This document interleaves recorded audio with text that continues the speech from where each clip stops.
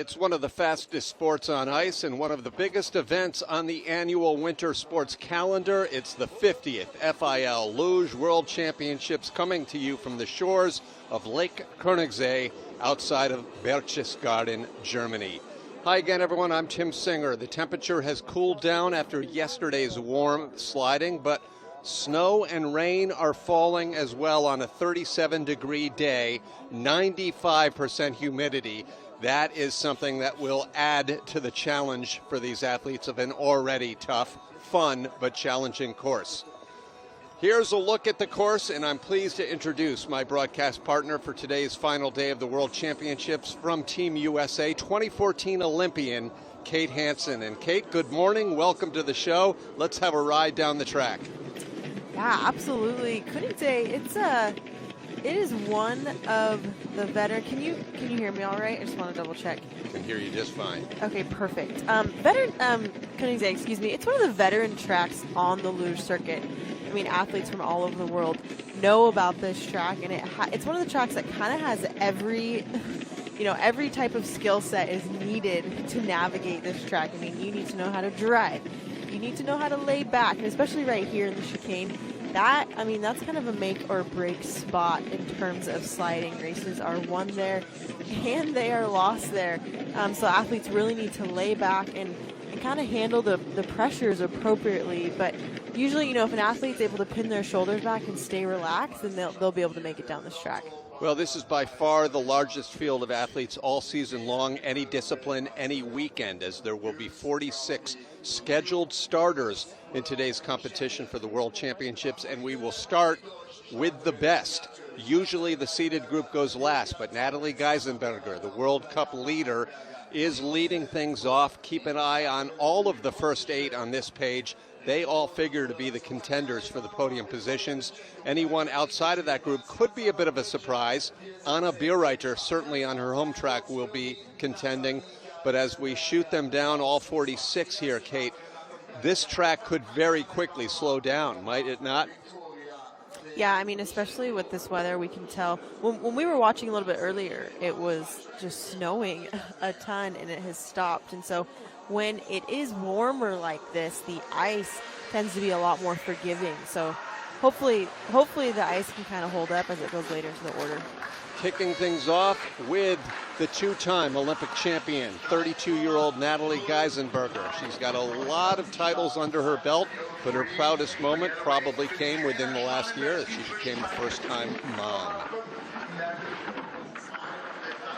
And how cool, really. I mean, to be able to do both in professional athletics. I feel like there's not a lot of sports where you can, go have a family and still come back to your sport. And to be able to make that transition as easily, and she's doing it well this year. Natalie, part of this very powerful Bavarian program. The last time the World Championships were here in Königssee, 2016, she was an easy winner of that race. A little bit of pressure coming out of that final curve, echo curve, but I mean, with her home track, it's fitting that she goes first because we are going to see her time compared to everyone else's, and that looks like a pretty clean run. 50.62, that is still better than 4/10 off of the track record. We have seen the record fall several times this weekend despite the warm temperatures, but that may be off of the table after a few sleds come down here. A quick update here, Kate. We have heard that they will be sweeping the track every 5 sleds. Okay, that's good to hear. A little bit of an issue on here of chicane. She kind of rides that last curve a little too much and goes straight late into Kelstein. This is not really on form for a German athlete, especially on her home track. But still, nonetheless, I mean, she still had a pretty clean run. But just that little end of chicane, she's probably going to be thinking about that for her next run. Flowers and, yes, horses will be presented to the world champions at the end of the day. We are actually right next to a horse farm here on the track at Königssee. Now from Russia, Tatyana Ivanova, the second winningest active luger behind Geisenberger's 51 victories. Tatyana has 16 to go along with an Olympic silver medal from the team relay in 2014. Ivanova tends to have a fast start, and she always has. I mean, ever since juniors, sliding juniors, she has always had that strength. She's fallen a little bit behind, but this flat ramp actually favors strong starters, and so it'll be interesting to see as every athlete goes through how they fare with it. This is the 360-degree Kreisel curve, and the exit of this is so important.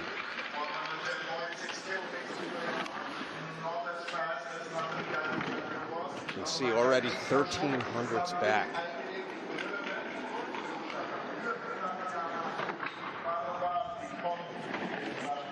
Pretty clean at the bottom. We'll see how much time she ended up losing. Oh, wow, up to 3/10. You could tell she was just bleeding time.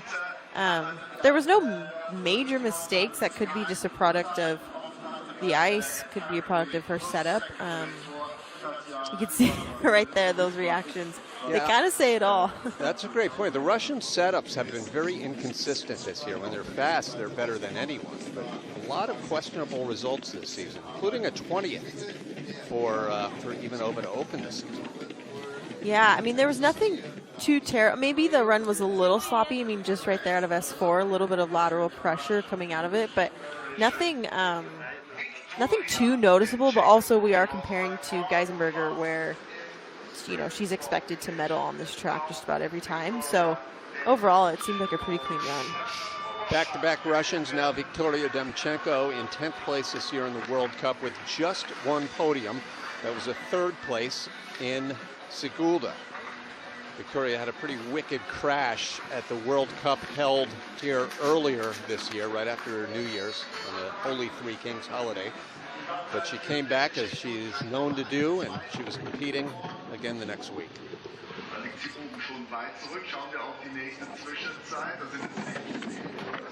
I love watching Victoria slide. She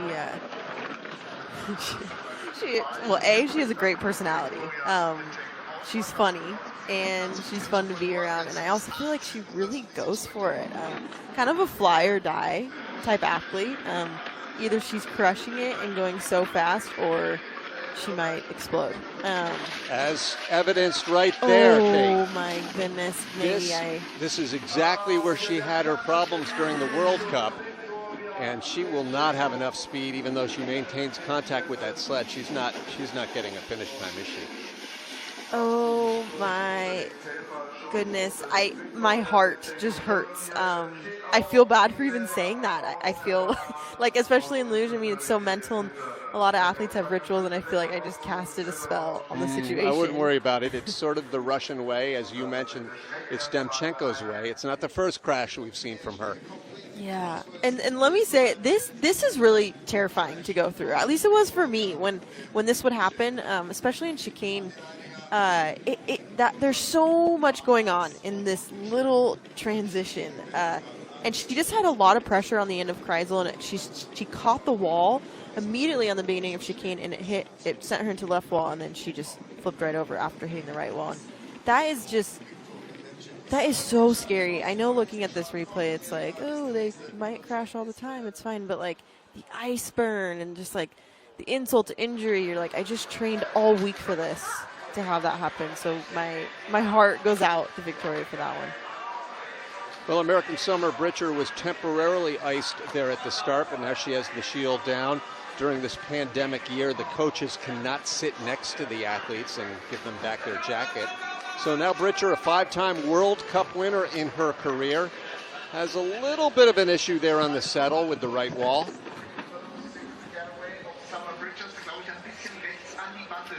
Cutting it a little close, but she truly is the definition of a relaxed slider. Even sometimes you can tell that her feet will hang a little low, but that it just goes to say how relaxed she really is, which is what makes her so fast. Now the Kreisel, and as we just saw, the exit of this is so important into the lower chicanes.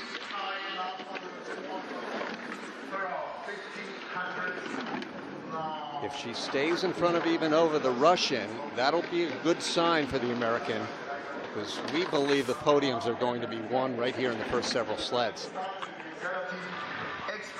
3rd place, 3,300. It's going to be interesting to see, Kate, how quickly the time gets bled.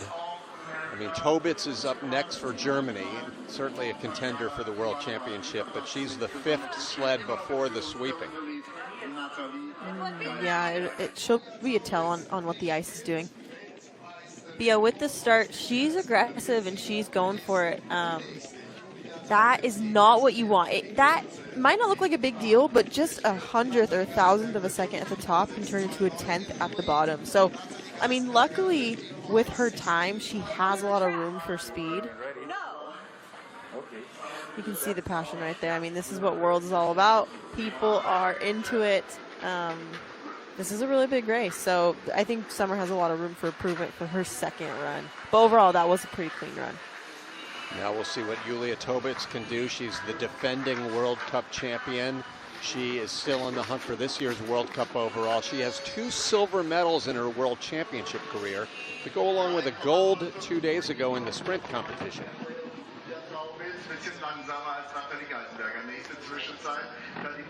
Do you know, Tim, what Tobitz's home track is? Well, she's from Altenberger, from the Saxony region originally, but Okay. most of her senior career has been based in Oberhof. Oh, okay. So she's familiar with driving tracks. So it'll be interesting how this run goes already in the green. It's incredible what she can do down at the bottom part of the track, generating speed. And it's fun to watch someone of her size, especially on the German team, do well. I mean, it's known that Germans tend to have a lot more size on other competitors, so I love seeing someone smaller doing well. Wow! Incredible, 50.41. And to your point, Kate, and we can talk much more a little later on about women's doubles and its entry into the sport next year on the World Cup. But what do you think a Geisenberger-Tobitz doubles team could do in this sport? Oh, could you even? Oh, I love that energy. I love when they talk to the camera at the end and she had a little message on her glove. I would say this was probably the only slight issue. I mean, out of S4, she kind of slid off of that curve. Not optimal, however, she was able to handle it a lot better. So you could see Natalie had a lot more left direction. Yulia was already anticipating getting her right shoulder down. And you can notice Natalie's, I mean, it's slight. Her head was tilted to the left, which kind of shows that the chicane was kind of riding her instead of she riding the chicane. So that was a great time by Yulia. Now Madeline Egla, let's see how many paddles she has. She's got Tatjana Hüffner-like start times here. 3.06, that's actually uncharacteristic of the Austrian. A slower start time today. Wow, that first curve, she did really well. And the start is so important. I'll be interested to see how the women deal with that curve in the beginning. A lot of times we'll see people try and paddle around the curve, or they will settle before the curve. But the start is pretty big here. Despite that early green, Egla, a 2-time podium finisher this season, is falling more and more into the red. Not looking that comfortable down at the bottom. Yeah, up to almost half a second. That final curve, I could talk an hour about that final curve at Govond. There's so much interesting pressure in that curve, so we'll see a lot of interesting exits. A lot of times they'll come off laterally and dealing with more of a banana line, but she kind of ran into issues here in Kreisel, and you can see her going up and down. We call this looping. And what we're looking for are just even lines. And Kreisel's really hard to do. I mean, it's not like they get into Kreisel and just immediately steer, the whole time. Like, you have to alternate your down steers, your up steers to find that balance of an even line in Kreisel. Now the first of the Latvians, Ulla Zelna, 25-year-old from the small town of Sigulda, which hosts annually a World Cup race. They've renamed that Echo corner down near the bottom, Kate. They officially renamed it the Josef Fent Curve in honor of the long-time and recently retired International Luge Federation president. No way, I didn't know. Is this forgive me for No, that's okay. That just happened, yeah. Fent curve, and I'm sure athletes will forever be calling it Echo Vond anyway, because that's how you know it. How should we refer to it on this show? The newly renamed Fent curve, but if you say Echo, it won't be an infraction.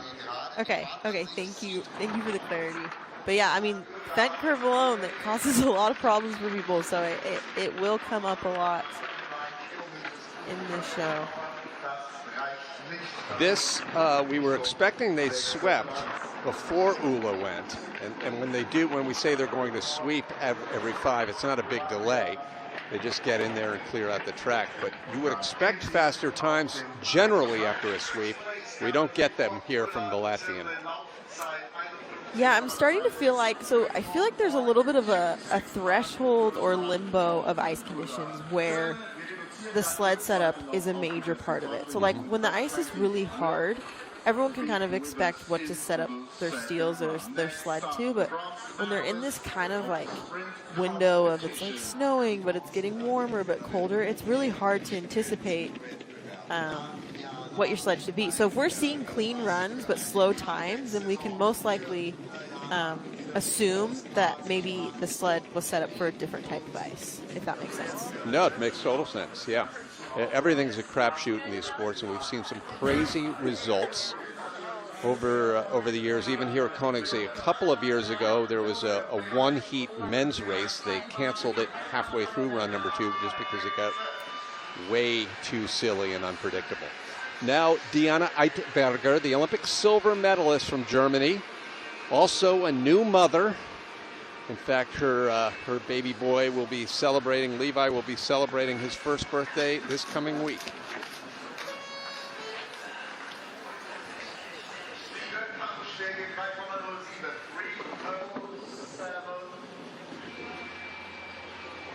On Friday, there was a Germany 1-2-3-4 sweep at the top of the standings, which was a page out of like 2005. That doesn't happen that often anymore. 2005. I love that. You know your history, Tim. I mean, we know the dynasty that these athletes are up against. I've covered a few Germany podium sweeps in my day. The question is, do you stay long enough to hear the national anthem when they present the medals? I think I know that song better than the U.S. national anthem. Oh my gosh, I could sing the harmonies to the German national anthem. I've heard it so many times. Well, Diana with not a perfect run, including a bump there at the finish curve wall, but a top 3 performance, 3400ths in back of Julia Tobitz. Anna Berreiter still to come for Germany. So business as usual for the dominating German women. Yeah, there was nothing too off about this run. There were some slight mistakes. I mean, in Kreisel, she had a lot of movement up and down. Lateral movement coming out of this, you see she'll tap the right wall a little bit and then come back towards it. That showed maybe there was like a tiny bit, the sled broke out maybe just a slight bit. And all of that costs time, and all of that adds up to the end, which goes to show, I mean, there's a lot of potential for her second run, but overall there wasn't anything too terrible with that. Andrea Vetter has cranked out some pretty quick starts this season, as the Italians have been coached at the start by Tatjana Hofner, and we'll see how the paddles work. I expected to see more paddles. I mean, it's not at all steep, is it, that ramp in Königssee? Yeah, not steep, but there's a window. I mean, there's a point when too many paddles is actually going to count against you, because after that curve, it kind of slopes down just slightly. So when you go to settle, it's a little risky because the sled might break out a little bit. So we'll see. I mean, notice with the doubles yesterday, like a lot of the doubles paddled around that curve and really went for it. Oh no. Well, she recovered pretty well there before this Fent curve, but despite the fast start, the Italian has been bleeding time all the way down. Yeah. Ouch. That hurts. Chicane is a scary transition, I'll be honest. I feel like every time I slid through there, I just kind of had to hold my breath, but she managed really well. But I love what you pointed out about their starts. I feel like in the past, the Italian women have not had historically fast starts. But yeah, this so much height on the end of Kreisel, and she just slid right off it, breaking her into a skid. And that, I mean, at that point, you're just hanging on. You're just along for the ride. So as long as you can keep your steels down and not slipped over, I mean, you're pretty lucky. Oh, that's great athletic instinct just to stay on that sled, Kate.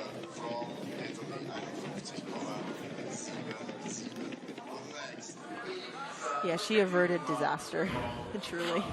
Could very easily, chicane can flip you right over. That may be Tatiana Hufner off in the distance there behind the tree.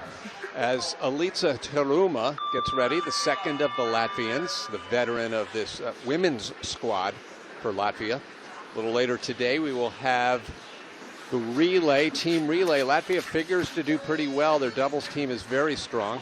A lot of good, confident paddles there for Teruma.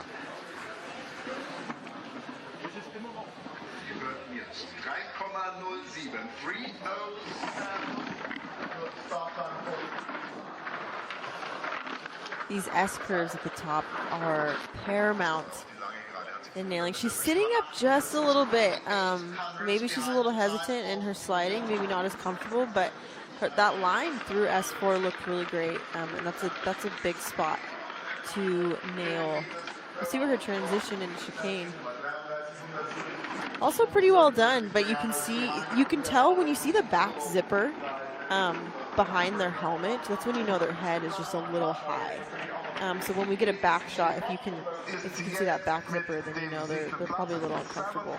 51.131. So in the early going right now, top 5, Germany, led by Julia Tobitz.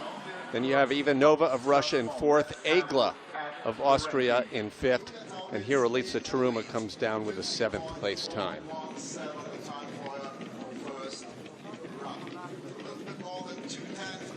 Quick correction here. Jason Turdeman, your longtime teammate, is tuning in and was quick to correct me and say that Echo is still Echo. It's the ZA curve that's been changed to the Fent curve.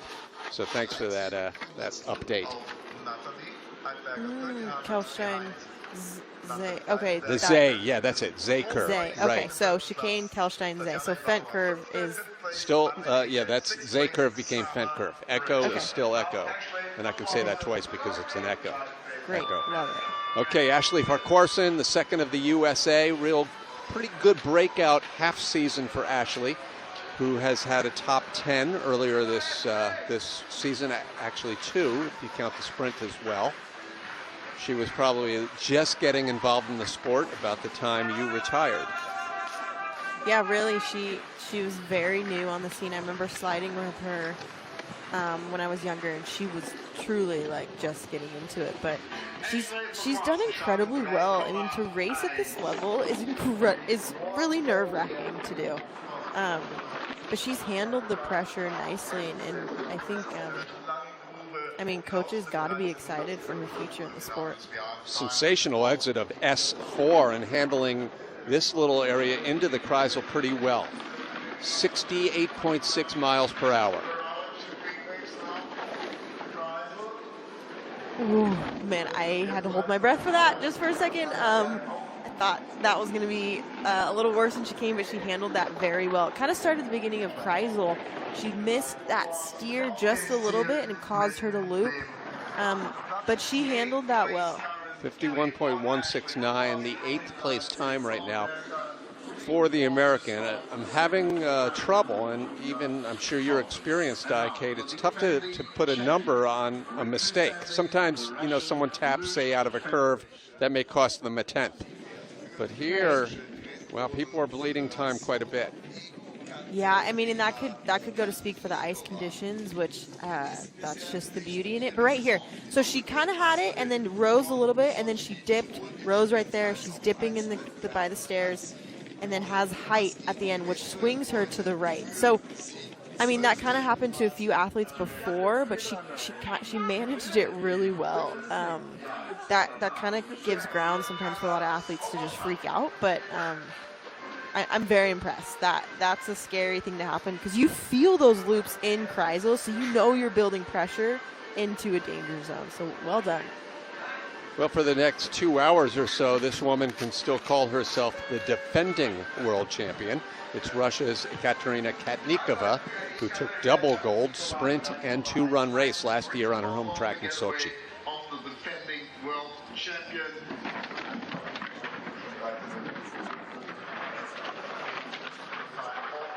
Handling the S's pretty well. The men get so much higher in those curves.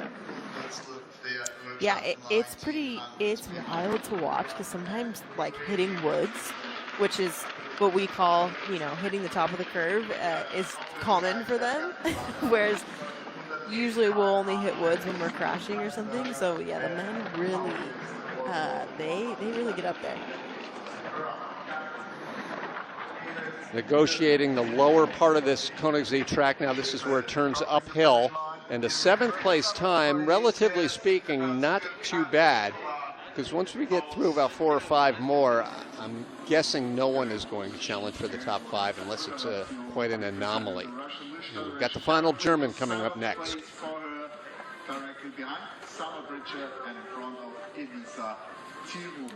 Right now it's Germany 1, 2, 3. In fact, they're more than 2/10 separated from the rest of the field.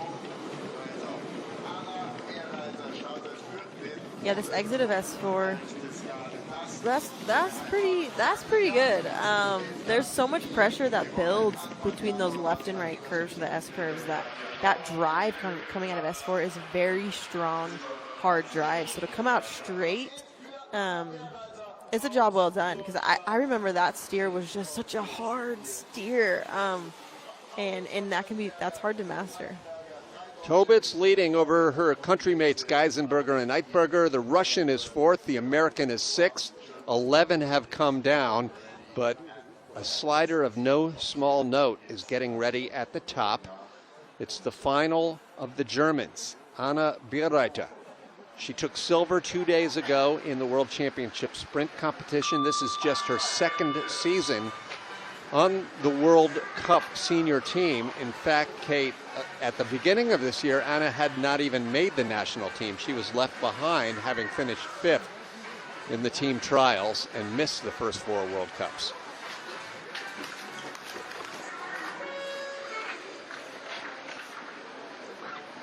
Her foot just skimmed the ice just a little bit, but I don't think that was on purpose. That was a clean start. I love hearing kind of the journey of Germans, because their journey to the circuit can be so different than for the rest of us, at least for me when I was competing, because the Germans just have so much depth. I mean, if one person isn't doing it, they have 5 other women just ready to take their place. So to make it on the Senior World Cup at that age and to be competing is an accomplishment. 5 other women, men, and doubles. They're so deep in all of the regions. Berreiter in the red. If it's a top 4, the Germans will hold the top 4 positions. We'll see here at the finish. 4th place.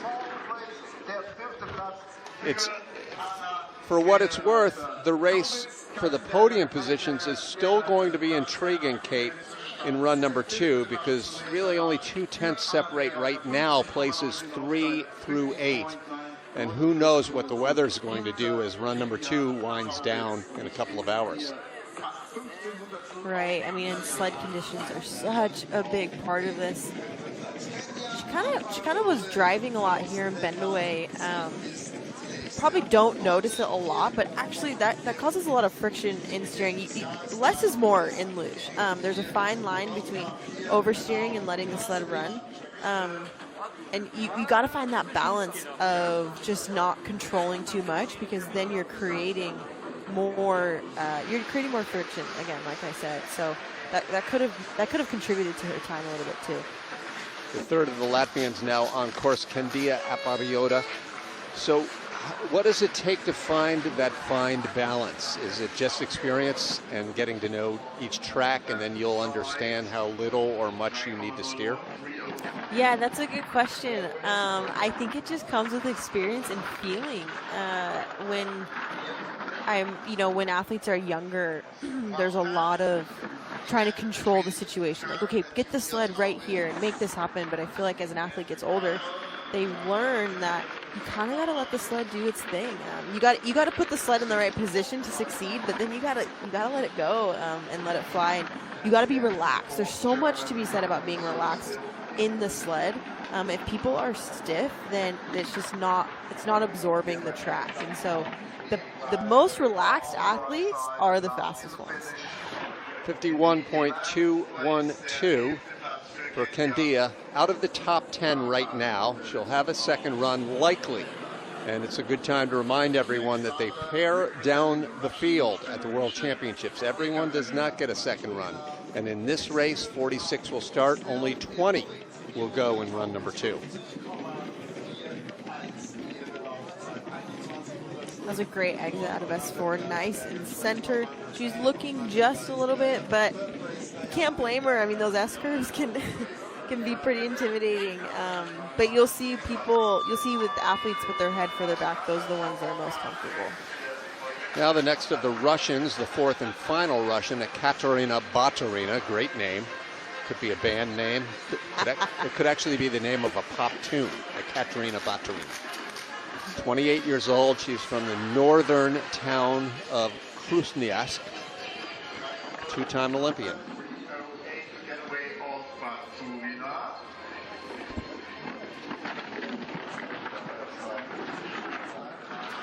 It looks like the weather has kind of subsided, so they haven't really needed to sweep the track. Have you heard an update on that? Is that what's been happening? The last update I got was sweeping every fifth, and I have no reason to believe they're not doing that, but they may just be doing it really quickly. Like once the athlete goes by, they hop into the track. Oh, got it. Right. Yeah, the track guys in Königssee are talented. They super efficient, and the ice here is some of the best on the circuit. I know the Americans were talking about being excited to come back to Königssee to race. Second race in a month here in Königssee. The first right after the holiday was held here, as it traditionally is. And then this is, of course, the replacement race for the World Championships that were originally scheduled for Whistler, Canada. COVID just went in, just threw a wrench into everything. Into everything, yes. And, it's tough for the North Americans. It's tough for the Asians to be so far away and to spend the entire season overseas. But frankly, it's the sensible decision. This is a sport that's probably 80% represented by European athletes and European venues. 60% European venues. Now Hanna Prock, the 20-year-old Olympian. She has won a World Cup podium, and in fact, it was on this Königssee track. It was on a similar weather day a couple of seasons ago. Lots of yelling at the top, a la bobsled. I love that. I feel like that's been a recent in the past couple of years. People are yelling at the start, and I think there should be more of it. I think it pumps people up. It gets people excited. I love that atmosphere that bobsled and skeleton have. The Latvian coaches, I believe, started the trend about 3 years ago in Luge, and at the time it just seemed so weird because up until then it was so quiet. So quiet. It's like zen up there, and it's interesting because the start is the only part of a run where these athletes can propel themselves. I mean, the rest of it is mental, right? And so you think like with the adrenaline pumping and then pulling off that they'd want that extra energy. But yeah, I love that they switched into that. Well and back 88 hundredths for Hanna Prock in 13th place right now. It would be easy to say she doesn't have the body size and the mass to cut through that ice in these warm conditions, but we saw what the leader, Julia Tobitz, did. Right.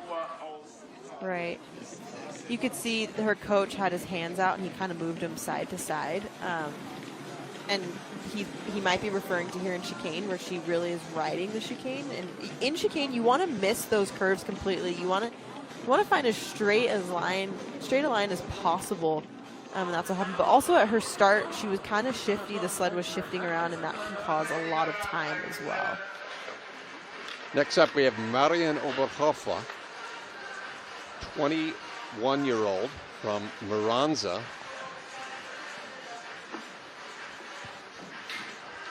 One of a couple of young Italians. There are really three of them to go along with Andrea Fetter. And the veteran Italian, Sandra Robacher, missing the entire season due to yet another injury, her second in 3 years. It's so sad, like injuries like that for Sandra Robacher, like luge, even though it might not be as physical of a sport, I mean, just sliding like this day in, day out really can take a toll on the back, on the neck, and then that start with your shoulders. I mean, it's amazing that a lot of these athletes will slide into their mid-30s, sometimes early 40s. Their bodies are just made of steel, so it just kind of comes with professional sports sometimes, I guess. No question about it. And, you know, the back and the shoulders. Look no further than Chris Masger, who's been dealing with injuries the last couple of years. To the finish, here is Overhofer in 15th place. That's 15 out of 17. And we're counting them down here from 1 to 46. A reminder, only 20 will make it into a second and final run. Was it 20, or is it for sure 20, or is it 24? I'll check that right now, but I'm pretty sure for the women, 20. I believe you more than myself. It kind of makes me sad. I remember watching in Königssee, usually there's that big crowd. I mean, this is the loudest track on circuit, and so see how the pandemic has changed that. On the subject of injuries, here is our next American, Emily Sweeney, and your teammate, Kate, has had some wrist injuries during her career, and that's to go along with some broken bones in the back and the neck after the Olympics in Pyeongchang. Sweeney is the definition of a fighter. I mean, this girl has got grit. No matter what injury she had, she's just, I mean, considering what she's done with the cards that she's been dealt with, it's impressive. She stands out among the Americans in today's field as a world championship medalist in singles luge. She took bronze in 2019 at the Winterberg event. And that was right. That was kind of like her comeback season. That was a big deal.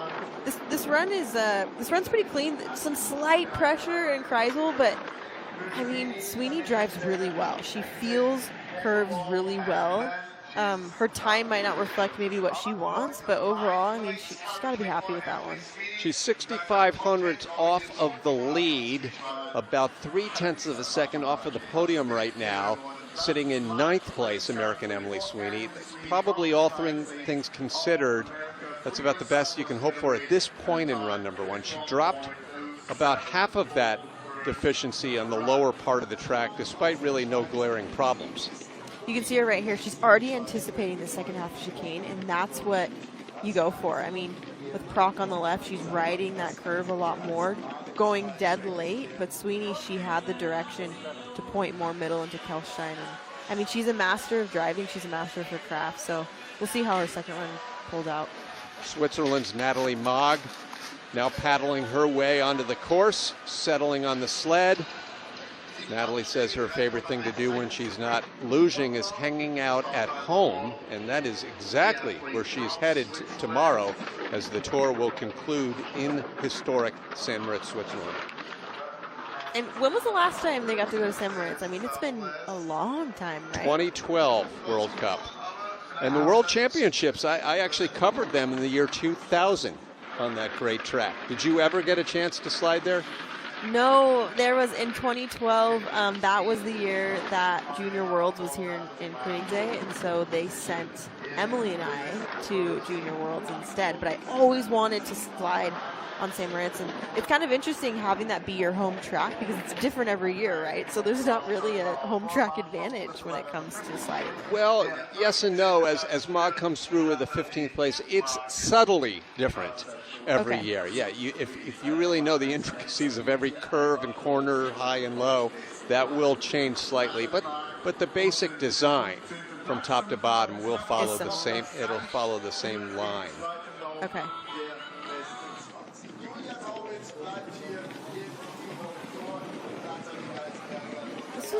She looks very comfortable in the sled, which is which is just absorbing those bumps. That's what you want. When the athlete is stiff, then the sled is stiff, and that's when the sled it just doesn't absorb very well with driving. The facial glitter can only mean one thing. Brittany Arndt in the house. The 22-year-old from Park City, Utah, is the fourth and final from the USA in today's competition. Women is the only discipline this year where the Americans have a full field of athletes touring around the world. I love the glitter. I love the energy, those girls, because Ashley was wearing some too. I love the energy they're bringing to racing. It's nice to mix it up a little bit. Well, Brittany was talking about the challenges, the special challenges in this COVID season, saying it's been a change for everyone, of course, competitively speaking, but even socially. Really, she's used to being able to interact with everyone, and there's none of that this year. Right. Which on circuit, that is so much part of athlete life, especially for the Americans, where they don't get to go home on the weekends like a lot of the Europeans do. The Europeans have it so good. They can sometimes they race and they get to go see their family for the weekend, whereas Americans and Canadians and anyone super international, they are there. So I can understand how she feels that way. That's true about international commentators as well, where all of my colleagues, Kate, get to go home every weekend, and I'm kind of traipsing around Europe for 3 or 4 weeks in a normal year. What a difference. Yeah. She kind of slid off at the end of S4 right there. Not what you want. She hits that right wall, kind of comes back into it. She doesn't panic, though. That's a big deal. A lot of times people will just throw their feet down and just kind of give up on it, but she held on to it. But unfortunately, that does add up at the end with her time. All right, here in Königssee, the top 20 have come down. We still have 26 more. Some of them may contend. We're not going to write anyone off, but we are going to kick back a little bit, put our feet up, watch the action, and talk a little luge. And we would love to talk some luge with you as well. So if you've got questions, comments, criticisms, or even corrections, as Jason had earlier, you can find us on Twitter at Luge Announcer, or you can also email us, luge.announcer@gmail.com. We'd love to hear from you. This is Lisa Schulte of Austria on course. She had a great sprint world championships a couple of days ago.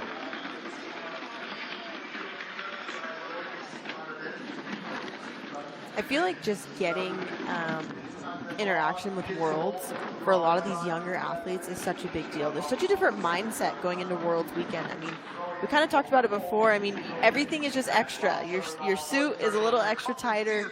You work a little extra hard on your sled. And so with a lot of these athletes, just to be able to put down clean runs is really all an athlete could ask for during Worlds weekend. Her 51-plus time for Lisa Schulte just puts her right ahead of Ashley Farquharson by 1/10 of a second, into 11th place right now in the standings. She was flirting with disaster right there as she kind of, kinked that right wall into chicane. She didn't panic, though. I would have panicked, so I applaud her with that one. But that's kind of how it happens on the end of Kreisel sometimes. There's just so much lateral pressure going into that right wall. But that's the beauty of Königssee. That is the beauty of that transition. It's just always flirting with disaster, it feels like. Just as one Austrian, Egla, starts to contend for the podium this year, another emerges on the scene. This is Madeleine's sister, Zelna, just 18 years old. Her birthday was last week. Zelna Egla in just her second senior race. She had one World Cup race. And let's see what she can do in her first World Championship. This is an opportunity for a lot of the juniors this year, Kate, because there is no Junior World Cup. And so they get some senior experience, but you also know as yourself as a junior world champion that's a big confidence booster to go against your peers.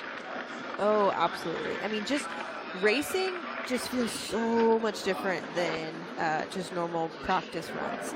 So just to get mileage under you in that race mindset, I mean, the nerves are crazy. I know we're watching this casually like, oh, they're so good. They make it look so easy, but truly they make it look so easy. I mean, some athletes would throw up before every run on race day. So to see them so calm, cool, collected, I mean, that's a that is a skill set for sure.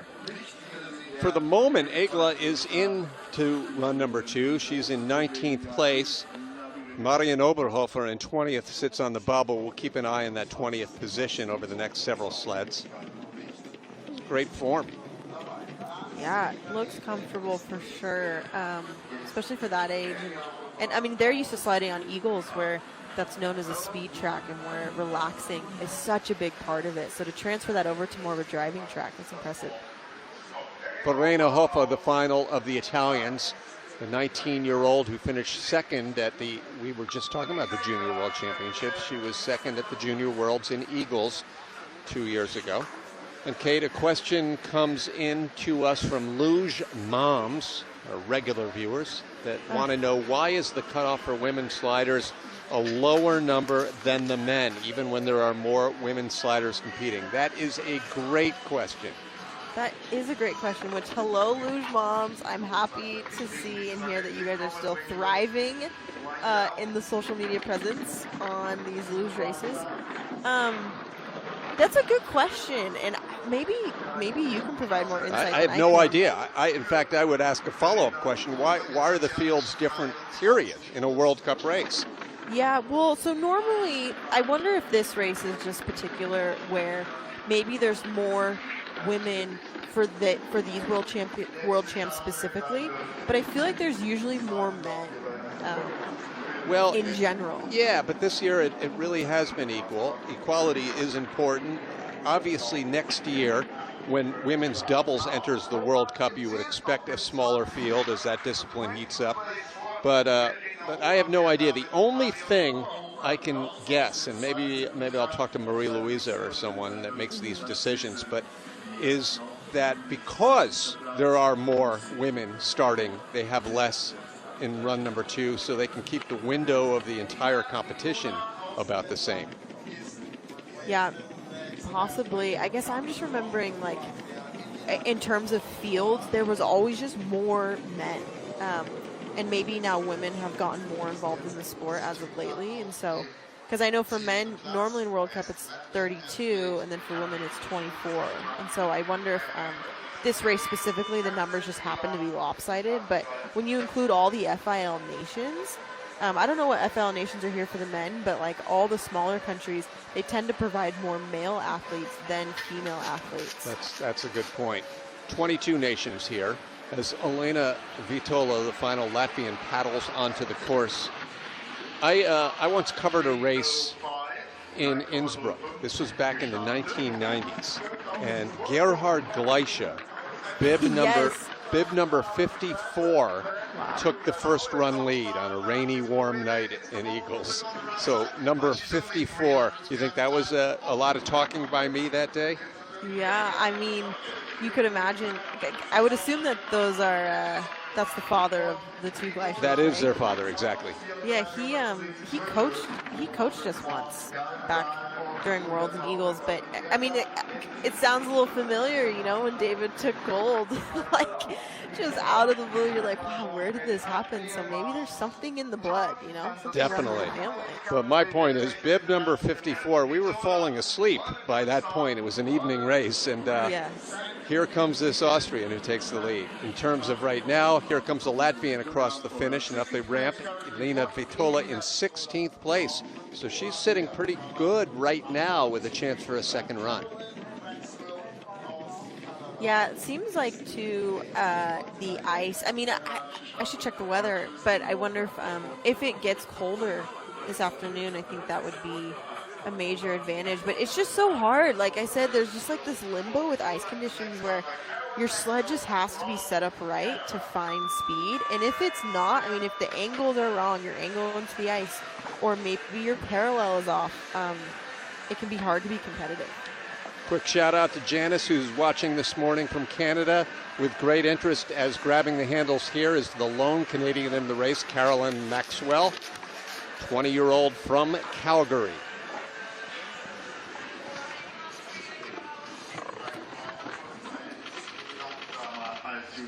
In that Calgary track, it's no longer it's no longer working, right? What? That's such a shame. That was such an incredible track on the circuit. Unbelievable place to go visit. Maybe not the most challenging track, but always reliable, always fun to be in Calgary. So important for the Canadian program, which is basically based there, despite the Whistler track. A little bit of movement in Kreisel, but handled chicane really well. That was well done. I would assume there would have been a little more pressure built. Oh, issues right there. Broke into a curve after Echo. I'm surprised that hasn't happened to more athletes, because that curve Echo, when it was built, created so many problems in figuring out how to handle that pressure. And that was a perfect example of, if they're not holding up just right or keeping that higher line, then they'll come out too soon and break out into a skid. So unfortunately, that happened to her on that run. Well, she sits in 20th place right now, rejecting the high five from the mascot, Vatsi. Yeah, right here. Held the height, dropped too soon, and then broke into a skid. So what those athletes want is they want to keep that height towards the end of the curve. Don't let it peak too soon to drop them out, and that's a hard balance to find. And these athletes, they only get so many runs during the week, maybe 7 to 8 runs, and so it's not like they have a luxury of testing out every entrance and exit of every curve. So unfortunately, that can happen to athletes.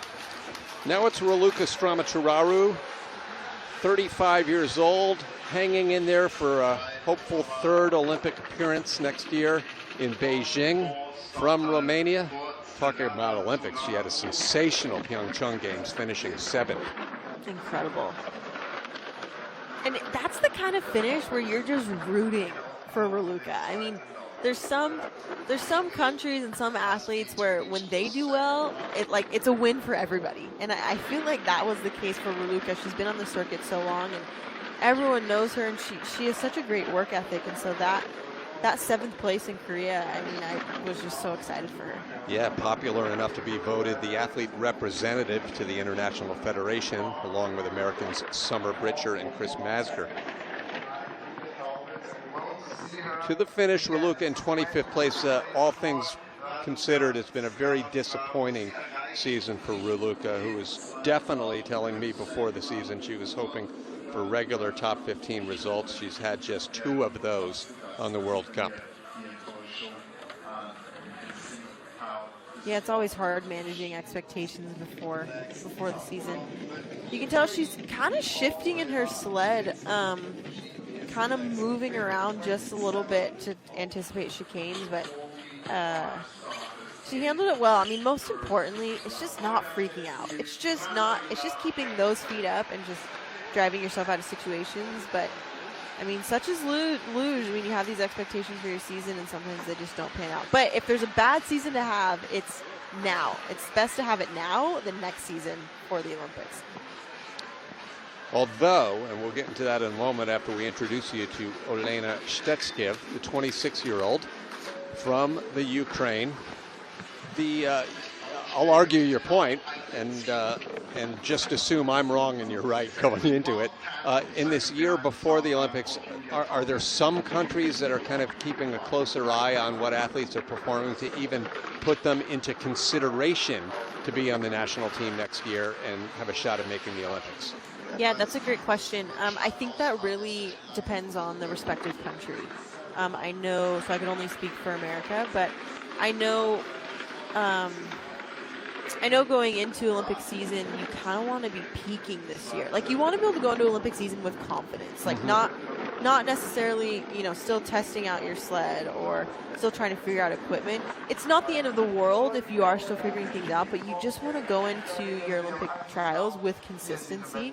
And this is the season to establish that. And that's why the pandemic has been so interesting, especially for North Americans, because they missed half the season to establish that consistency. And so really just the mental note of knowing that what you're doing is working is worth the price in gold.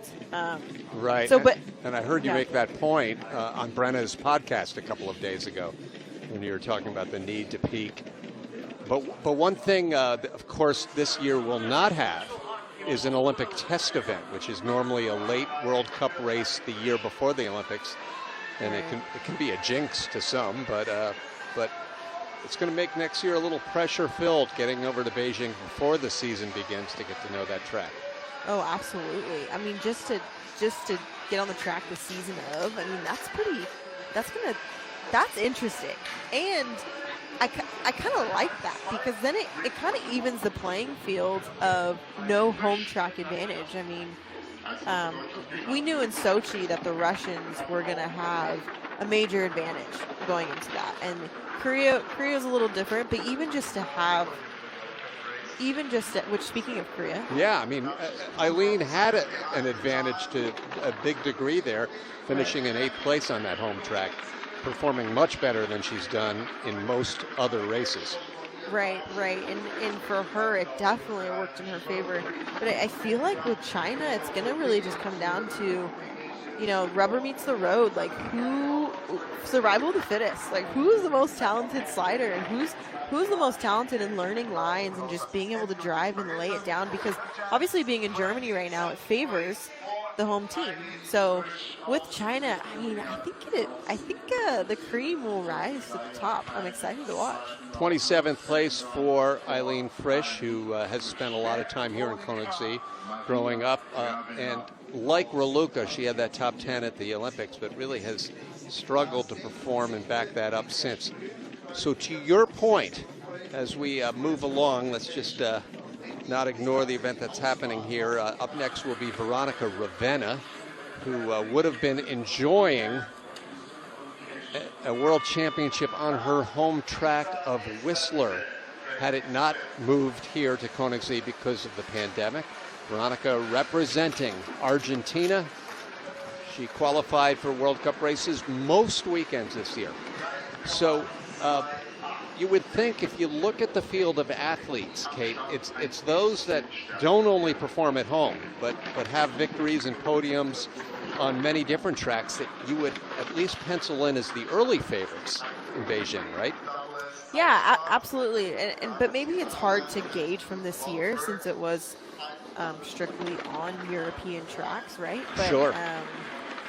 But yeah, I mean, I feel like as an American, I'm obviously a little biased towards this too, from when I was competing, because it wasn't as often. We were competing so much more on German tracks than American tracks, and so there's obviously a big discrepancy once we would go to Canada and once we would go to America. I mean, it kind of would even out a little bit more, and so this season's kind of hard to gauge what will happen going into China, but I guess that's just the beauty of a pandemic. For sure. Kind of throws a wrench into everything. Veronica down, and she's in 26th place, so there will be no run number 2 for Argentina here at the World Championships. By the way, Carolyn Maxwell of Canada sits on the bubble at the moment in 20th place. And we have 20 still to come or so. Let's see. We've got less. We've got about 18 remaining sliders.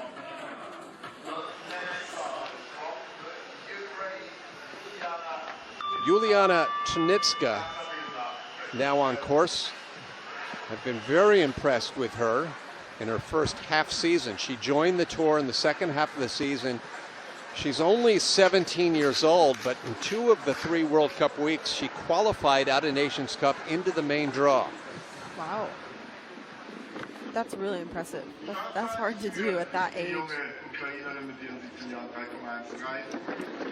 She's from the town of Kremenets, which is sort of a hub of the sport of luge in Ukraine. Nicely recovered out of S4. Yeah, absolutely.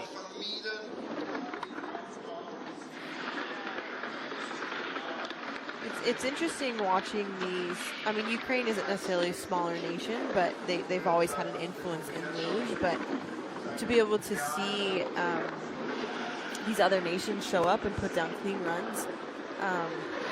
They're skidding down here at the bottom. Yes, it gets you when you at least expect it. Yeah, the frustration. You can see it right there. That run was looking clean. Echo just snuck up on her right at the end. 29th place out of 29. I guess the good news is she wasn't carrying a lot of speed into those final few corners, or else it could have been a little more treacherous. Yeah, and that Echo, gosh, there's so much to be said about that curve because originally it was Zeal, right? So you probably remember Zeal. It was like this big curve with a really tight 180-degree turnaround, and people would lose their head every single time. Their head would be dragging on the ice. So then they built Echo, which kind of elongated the curve, which in reality just made the pressures really weird. You kind of have to wait to do the initial steer, and then you have to wait, and then you hold up, and it's just difficult. So I commend any person who's able to get through there clean. Sure. It'll be interesting, actually, to see later today where the placement of the paddle is on the finish ramp, because there have been incidents on that last curve here. Okay, here's Klaudia Domorodska of Poland. And I'm going to try to stump you with the same trivia question I asked Alex yesterday, Kate, and that is within 5, how many World Championship medals has Poland won in the history of this event? For women specifically? No, all 3 disciplines. All 3 disciplines, World Championship medal? Yes. Within, that was a good question, Tim. In the history of this? History. Man, I couldn't even give you a ballpark answer. I'm stumped. 21st century, I think 0, but all told 16. So no way. So some good ancient history tradition for Poland back when they were competing on natural tracks, of course, where you didn't have to rely so much on home track advantage because everyone sort of had their own course. Right. 29th place for Domorodska, 1.5 in back of the leader, Julia Tobitz. Germany 1, 2, 3, 4, Russia in 5th, Austria 6, USA 7th right now, and that's how it expects to stay entering run number 2 a little later on this morning. That was great anticipation by Domorodska right there. Doing a lot better at kind of missing that last chicane. It's hard to do. I like that side-to-side comparison. You're able to really see what each athlete does. Here's Katerina Semyonakova, and today is her birthday. As she turns 23 years old, we'll see if she can celebrate with a nice run number 1 here at the World Championships for Slovakia. There's so much science behind paddles. I love observing each athlete and how they are paddling because, I mean, as you probably know, and I don't know if viewers know me, but there's a coach for every part of luge, right? I mean, there's a coach for sleds, there's a coach for film, there's a coach for sliding, there's a coach for starts, and so it's interesting to see each country and how they go about their paddles because, you know, a lot of times you want to hit into the ice, but you have to make sure you're pulling as well, and it's a lot to think about in that moment. Then you want your chest down to the ice, and so there's a whole, and athletes will spend the entire summer just training on those 8 seconds. It's tedious work, but it pays off when someone does have a fast start. Sure. 31st place. Normally we see Katerina's brother Jakob in that position applauding her, but Jakob is actually at home having retired from the sport. However, Kate, he's the one that just texted me and reminded me it was Katerina's birthday and said, make sure you say hello to Kate. Oh, hi, Jakob. How are you doing? I love that he texted you. And oh, look, in the track, playing her happy birthday. And for her birthday, right there, she's already leading, anticipating that last part of chicane. That's a clean run. Really, what these athletes hope, oh, look at that smile. That is such a great smile. These athletes just hope for 2 clean runs. A lot of times they're not even worried about the timing because they just want to make it down clean. And that's exactly what she did. So she's got to be happy with that. Here's Hoi-sun Young, 25-year-old South Korean. She'll be battling with Eileen Frisch for a place on the Korean relay squad a little later on this morning. A little left and right slalom steer there before the settle. It's a question that comes to us from Jim this morning. Kate wants to know how you feel about the women being able to race from the same height as the men? Great question. I wonder if that varies among athletes, right? So I can't speak for everyone, but I can speak for myself. I did always wonder why that was the case. I mean, especially being a young girl in the sport. I remember it felt a little disheartening at times, just like, oh, why? Oh, geez. Oh, no. Keep it together. Just hold on. Just hold on. Sliding and skidding, but getting a finish time is Hoisun Yong in 32nd place. Not only obviously like time-wise that hurts, but physically that hurts. I mean, hitting those walls like that, she's gonna be a little bruised from those. But yeah, I remember being younger, just being like, why can't we slide from the same height as the men? And I guess I just was always told like, oh, it's just the way it is. It's a German sport, and it's just how it goes. But I feel like times are different, and why don't we do that? And I remember there's times where I would, I remember Emily Sweeney and I would go up to Bob Start, and we would slide from Bob Start, which was adjacent to the men's start, and I just like, we could do this. Why not? I know that Summer sometimes will train from the top of the track, and I love that she does that. Sure, and Summer makes the great point. We've had this conversation quite a bit, and she said this is very simple. It's not a tough plan. All you do is you get the girls up at the top when they first start out in the sport. As long as they're doing that, then equal playing ground for everyone. Totally, and I love the forward thinking of Summer. I know she's passionate about that, and I think there's room for change, absolutely. I'll be honest though, personally, I probably would have been terrified to go from the top of the track here in Königssee especially, but maybe if I would have been training at a young age at that level, I wouldn't have thought twice about it. But I do remember, I mean, this track scared me alone. Like this track was hard. Oh, jeez. Oh, so Elena Smaha has she's lost contact with the sled. That officially disqualifies her from the race.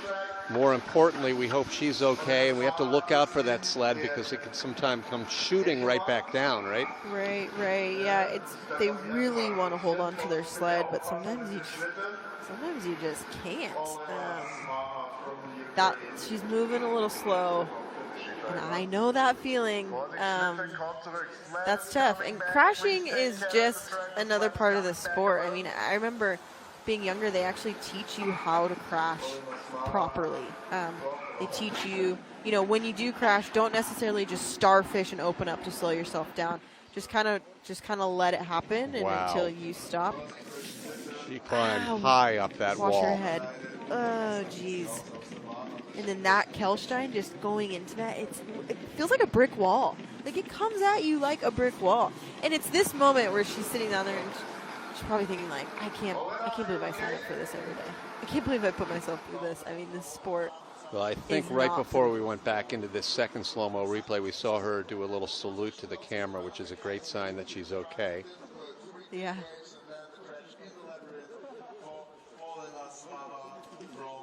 I mean, this is Winter Olympics, right? I mean, it's just how it goes. Hopefully she's okay, though. I mean, those can be really jarring, especially in terms of concussions, and thankfully there's someone on staff to look at her. Great to see. They have assistants, track workers all along, ready to attend to any matter, in particular a crash. So we have a brief hold, and it really gives us an opportunity to salute race director Norbert Gatz and the event manager Thomas Schwab. Olympic gold medalist Alexander Resch is also one of the event managers here, and they've done a great job of putting on two races here this month in Königssee. Hopefully her sled's okay too. That's another thing to check out. A lot of times when they let go of their sled, it's kind of left to the elements. We'll see broken kuffins, we'll see bent steels. So hopefully her sled is still in working condition as well. That's Iana Berdutsa, who was iced here, is the term when you have your start routine and it's been interrupted by a crash before you go. It appears they're now telling her to get ready to make matters even more stressful. This is her first ever senior race, Kate. Not just World Championships. She has not even appeared on the World Cup, just 18 years old. Say it ain't so to get iced on your first appearance. Oh, that's tough. That messes with your nerves too. I mean, it's already nerve-wracking enough to sit at the handles. Just to slide on this, just to slide in general, can be scary. And then to slide in a World Cup, yet on World Championships, and then to have the person in front of you crash. Even veterans, when the person in front of them crashes, it can really kind of mess with your routine. And a lot of times there's actually room for a protest. I don't know if that will be the case for her, but I mean, really, what can you protest? I mean, when there's a crash, they have to make sure the track's okay, that the debris out, that the athlete's okay, of course, most importantly. Yeah, I guess it's, there's on those grounds. I just remember sometimes, like, if you were left at the handles for too long, sure, then, like, you could get a rerun. Like, you could I do recall that. Yeah, there has to be some sort of element of proper communication with the athlete, and I've heard complaints sometimes that they were in the dark. Yeah. I mean, it's hard, especially if an athlete on a crash loses a face shield. Those are hard to find in the track. A giant contact lens. Dang it. Another skid, and this may not be the last. Oh, geez. no. Oh, wow. I can't believe she stayed on the sled after that second incident. Didn't it look like the sled was airborne? I for sure thought there was going to be a broken face shield on that. She was so high on the end of Zay, or Fent curve now. Welcome to the World Cup and World Championships. Right here. So she kind of gets back onto it, just launches right there. Kind of hit Woods, but she held on. I mean, that transition must have just kind of kicked her back into position. Thankfully, she's okay. She averted disaster. That could have been so much worse. She actually has a little bounce in her step. So that's great to see. That the recovery of the day. Yes, that was it. Mihaela Carmen Manolescu, the final Romanian, 22 years old. It's appearing as if Raluca Stramatraru will get the call for the relay a little later today. Manolescu hitting a wall there, despite the relatively slow start.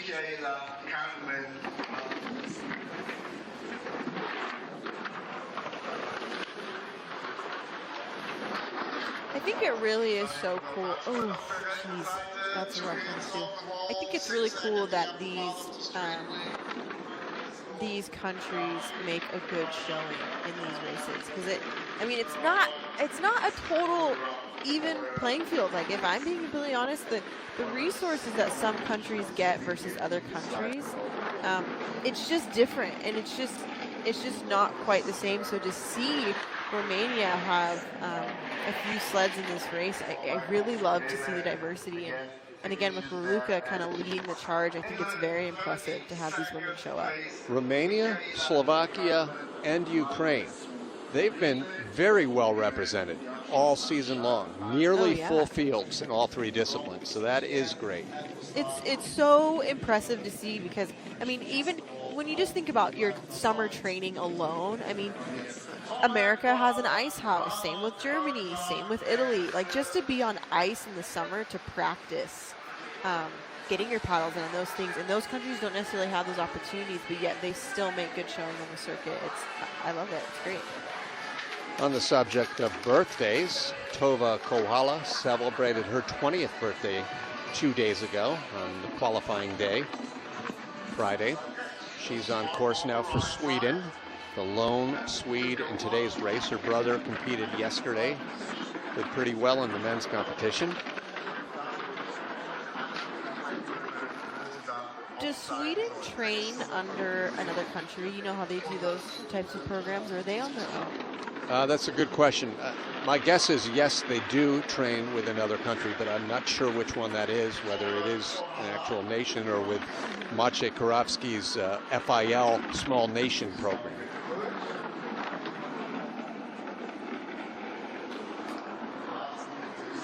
Great exit out of Echo. Wow, well done. That we've seen that curve get to some people, but yeah, little back and forth. You can tell with her coach right there, but overall, you gotta be proud of that. I mean, you just gotta. Clean runs, shiny side down. That's what we say. As long as the steels are down with the ice, it's really all you can ask for. 32 have come down. Actually, no, 32nd place right now. We've actually had 37. This is starter number 38. Yamraz from Poland. Just to recap things, 20 will make it into run number 2. It appears that Carolyn Maxwell of Canada, sitting in 20th place, will be the first to go. All 4 Americans, all 4 Germans are into a second run. I believe most of the Latvians and Austrians and Russians as well. So very few nations among those 20 that will see a second run.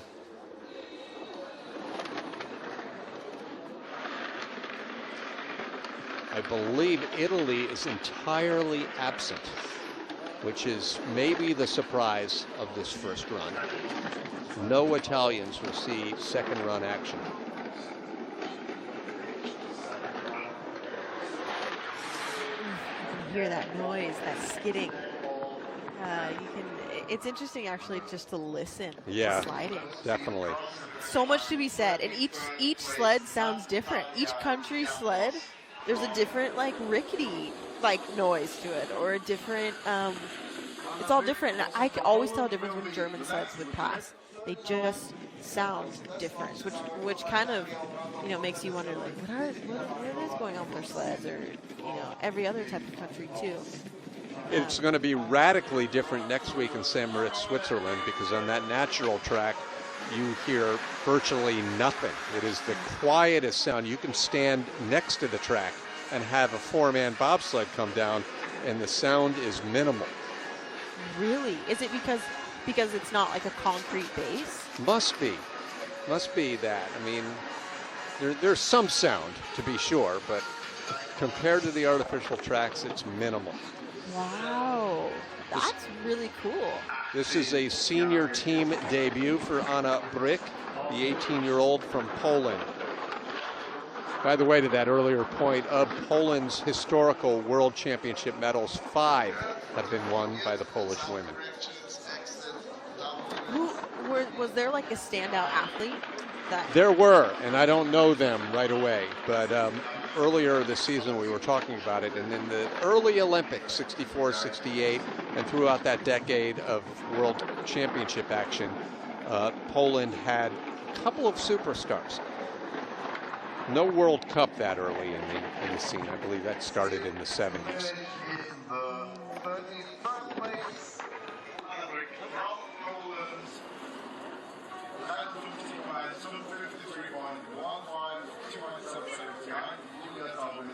Those booties, first thing to do, unzip those things. Those are terrible to walk in. I mean, they're comparable to walking in heels a little bit. They are just not comfortable. I love seeing her body move like that. Relaxed in the sled, absorbing every bump.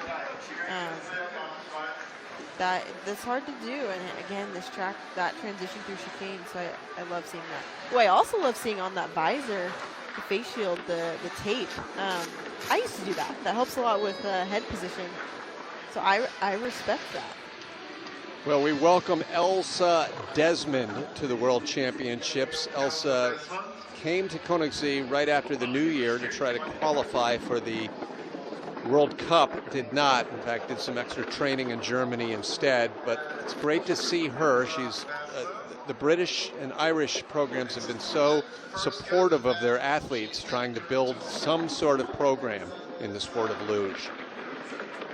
Right, and with how competitive British are in skeleton and bobsled too. Why do you think it hasn't really transferred over into luge? I'm not the expert, but my guess would be, like so many sports, it's all about tradition. And that tradition in skeleton, as Elsa has skids, but no major problems, fortunately, and she gets a finish time. The tradition of skeleton and bobsled date back to the Cresta run and the bobsled run in Switzerland in the 1800s. So they had a bit of a head start. Luge a lot later to the game, I would suspect, in the UK.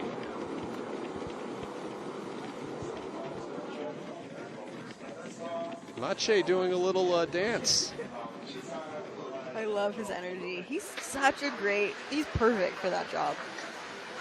speaks the language, has the attitude, seemingly has the patience to develop these athletes and put things in perspective. He's not expecting a podium from, say, an athlete from the Ukraine or from Romania or whatever. He's just hoping for something that resembles progress, right? Absolutely. This is the 4th Romanian sled, correct? This is, yeah, 4th, which is the max. Yeah. Yep. It's so important to create like feeder programs in Luge because it just takes so long to peak. Most athletes don't peak until their late 20s, so to have this sort of depth is imperative for Luge programs to survive the ebbs and flows of development. Just as a correction, I earlier mentioned Anna Brick made her debut on the senior tour this week, but Marcus tweets in saying that she had her senior debut in Sigulda and also competed in Eagles. I'm not sure if that meant just Nations Cup or in the actual World Cup. As the Romanian crosses, we have 4 remaining here before we have a quick turnaround for run number 2.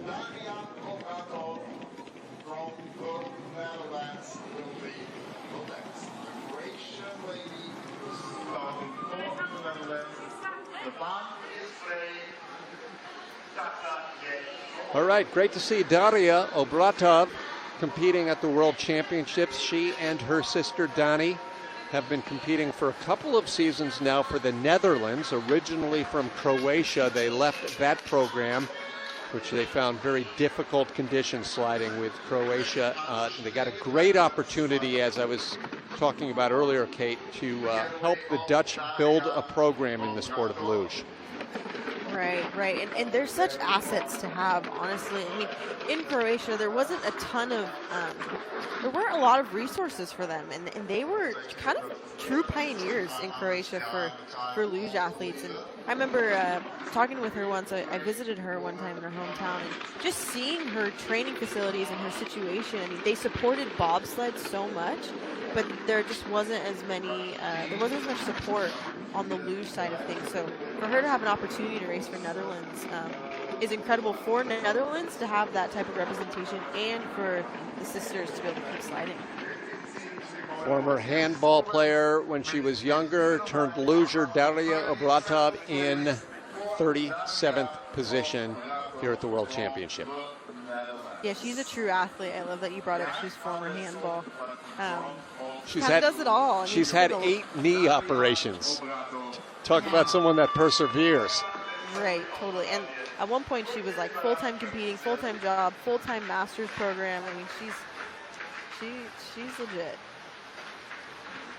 Doina Deșcalu is from Moldova. 3 conservative paddles, a nice gentle settle. She knows how to make things clean, if not competitive.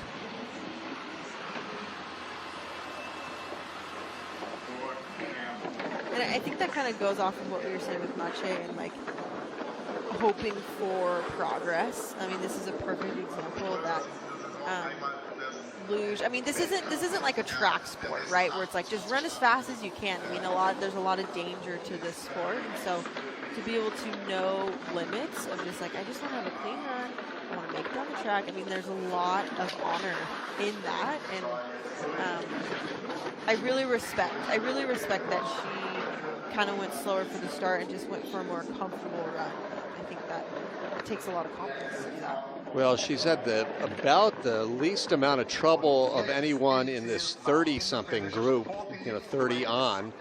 And so look at Mache. Yes. Yeah, he says it all. Yes. Thank you, good run, did what we needed to do, clean, off the walls.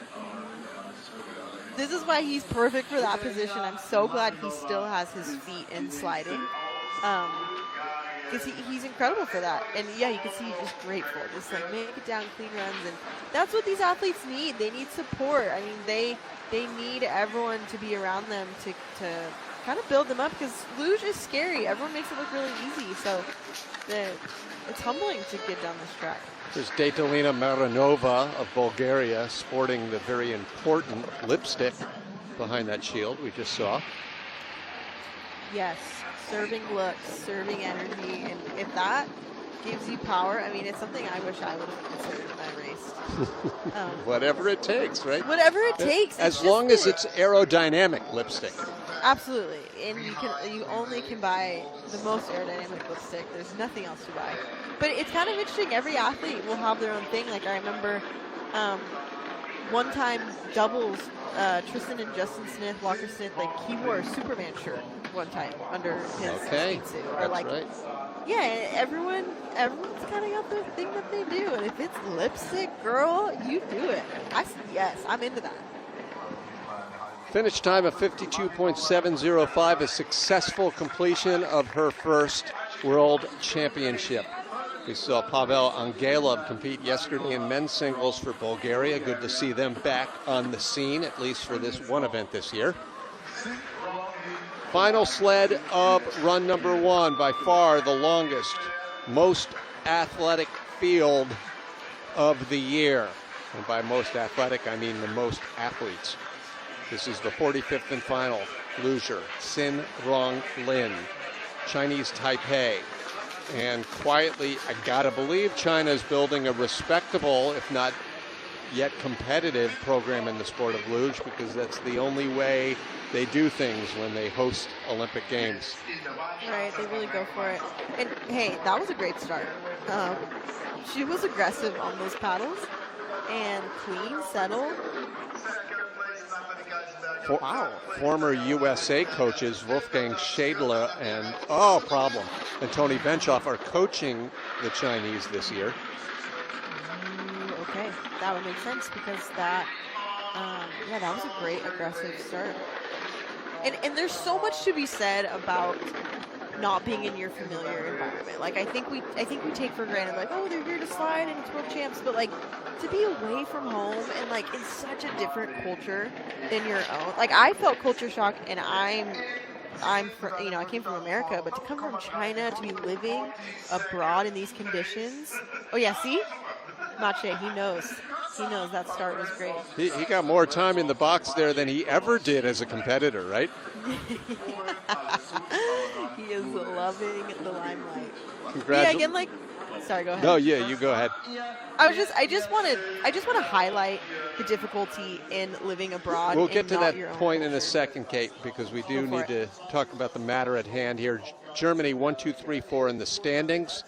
It's Ivanova lurking just behind. It will be pretty much a good fight for the podium position, the third and final spot at least. As you see, just very few nations represented here in the top 20 as Carolyn Maxwell makes it on the number. Selena Egla just missing out. And a couple of popular names such as Ravenna, Stramachuraru, Frisch, they miss out on a second run. So Kate, finishing that thought, sorry about that. No, thank you for chiming in. That's definitely, it's important to talk about. And I think it'll be interesting to watch. It's the largest event on the luge calendar, at least in a non-Olympic year. It's the Luge World Championships, the 50th FIL Luge World Championships, coming to you from Bavaria, Königssee, Germany. Hi again, everyone. I'm Tim Singer on a rainy, snowy day here in the German Alps. The temperature hovering above freezing, the ice on the track just below, and a mix which could play havoc on this competition as we wind our way down from 20th place to first place in run number 2 of the Women's Singles World Championship race. Here's a closer look at this track profile. It's the oldest artificially refrigerated track in the world, built in 1969, and this is the 7th time that the biggest event of the year, the World Championships, have been held here in what is generally considered the home of international luge. And home cooking has been the order earlier today as the Germans hold the top 3 spots. Deanna Eitberger, a new mom, Olympic silver medalist, she is in 3rd place. Natalie Geisenberger, also a new mother and an Olympic gold medalist. In her comeback season, she's in 2nd. And the defending World Cup champion and 6-time race winner this season, Julia Tobitz, also from Germany, leading the 1, 2, 3 sweep. In fact, it's Germany holding the top 4 positions And they'll be the last of 4 to go here in run number 2. And before that, I'm pleased to introduce my broadcast partner, 2014 Olympian and junior world champion from Team USA, Kate Hansen. Kate, welcome back. What do we expect here in run number 2? Happy to be here. Thank you for having me. This run too, the weather really kind of throws a little bit of a wrench into these plans for racing. It really greatly affects the ice, and it will be softening up. So as the order goes, the ice will get worse as it continues. So it'll be interesting to watch. Leading things off here in the second and final run at the World Championships, Carolyn Maxwell. She's 20 years old, from the former Olympic city of Calgary, which for so long was the home of Canadian luge. However, that Calgary track is currently not in use, and Whistler is the home track for Canada. And Kate, of course, Whistler was where we were all expecting to be this week.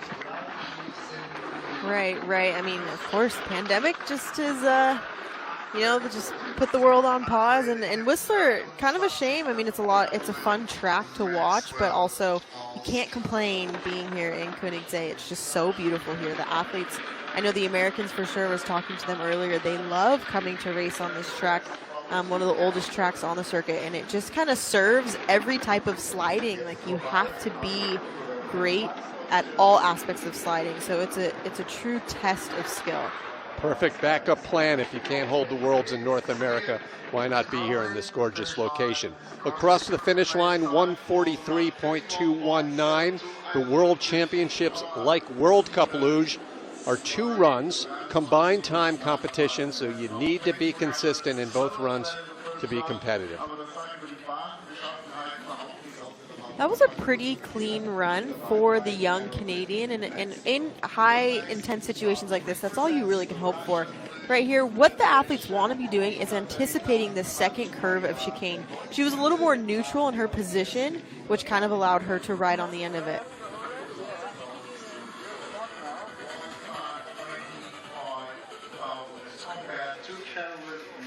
Canadian Carolyn Maxwell, the first off.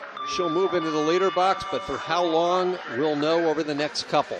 Here is Ekaterina Baturina, the first of 3 Russians to qualify for the second run. There are 4 from the USA, 4 from Germany, plenty of Latvians as well as Austrians. Few nations, great athletes, World Championship to be decided. Baturina very quick at the start, 3.089. Yeah, that was a great start. Just 100th slower from her first run. But I mean, you just mentioned with the World Championships, this is what these athletes train for. This is what they look forward to. It's a big deal. And again, I mean, there's a whole season that happens before World Champs, but this is the deciding factor for, to be in that mindset to go into the Olympic year. So it's really important to be able to show up for this World Champ race this weekend. Baturina is a 2-time Olympian, including an 11th place finish on her home track in Sochi in 2014. You can see she was a little kinked in her sled coming out of that echo curve. She's kind of twisting a little bit. Didn't lead into any major problems. She still had a great time finishing up. But athletes, they really want to be relaxed in that sled and absorbing everything. Finishing 1900ths ahead of the Canadian, with the first from the USA getting ready to go at the top. This exit out of S4, little bit of sideways pressure. You can see almost her sled pointed just a little bit to the left. That's really hard to save. That was a well done. At any moment, the sled can really just take off. So that was a job well done.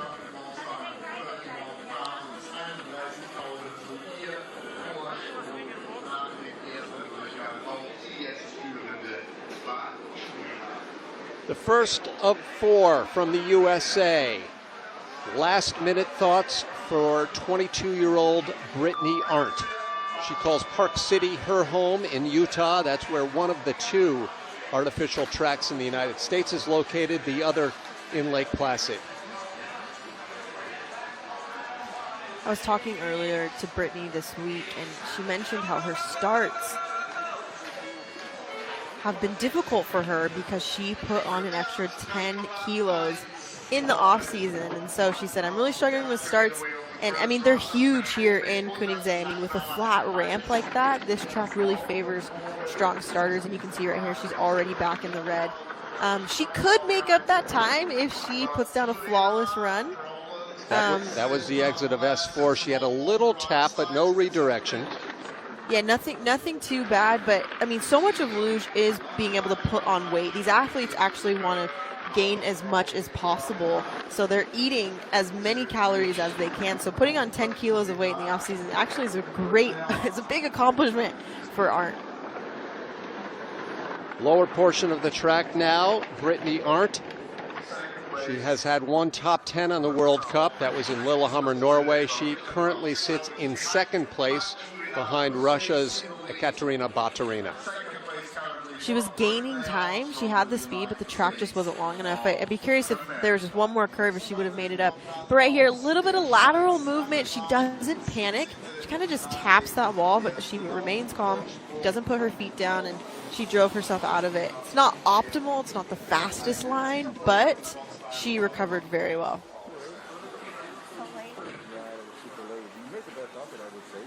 Last minute instructions, or at least comfort, from the new USA senior national team head coach Robert Feig. Baturina leading for Russia, and on we go with our next competitor from Switzerland, 23-year-old Natalie Mogg. The Swiss have such a great sliding sports tradition, but mainly in skeleton and bobsleigh. Not so much in luge, but all of that, Kate, changed 4 years ago here in Königssee at the World Championship, where Natalie's former teammate Martina Koka took gold in the sprint competition. Yes, that was a big deal when she won that. And it begs the question, I feel like a lot of people ask me, like, oh, well, why do people get into luge and not bobsled and skeleton? And actually, in luge, they recruit a lot earlier. So a lot of times, I know for the Americans, they're recruiting at 10, 11, 12 years old. Sometimes for the German, it's 5, 6, 7 years old, maybe even earlier at 4.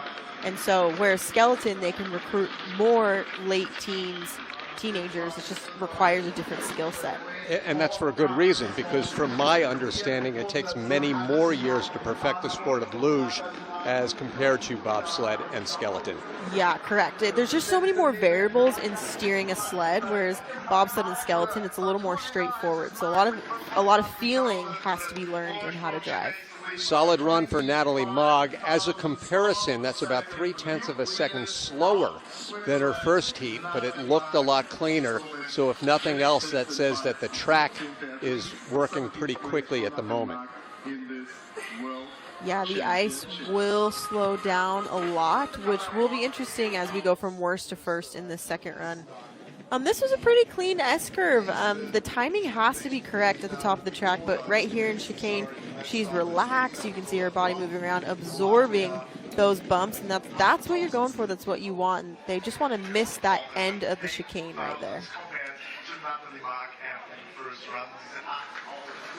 With Switzerland's Natalie Mogg in front, this is probably the closest thing to a surprise here in run number 2. Elina Vitola, just her 4th race on the World Cup World Championships senior circuit, and she qualified for a second run, having a good first heat, 17th place. Yeah, you can't count the Latvians out, and it says a lot about, they learn to drive on their home track in Sigulda, and there's a lot to be said about studying tracks and being able to transfer your skill set to other tracks, because when these athletes come, at the beginning of the week, they do these things called track walks, where they will walk down and they'll take notes on all the curves and the profiles that they see, so they can study these curves so they can memorize everything. This is the 360-degree Kreisel curve, the only full loop-de-loop on the course in the world. Really, there are several other Kreisels, but they don't make the full turn. Now the lower labyrinth. Very clean out of Echo. That's a tough transition to make. There's a lot of sideways pressure. Stays in the green. Well done. Almost up to a 10th. Sensational debut for this 20-year-old Latvian. Her home is Sigulda, that tiny town north of the capital city of Riga that hosts the World Cup every year.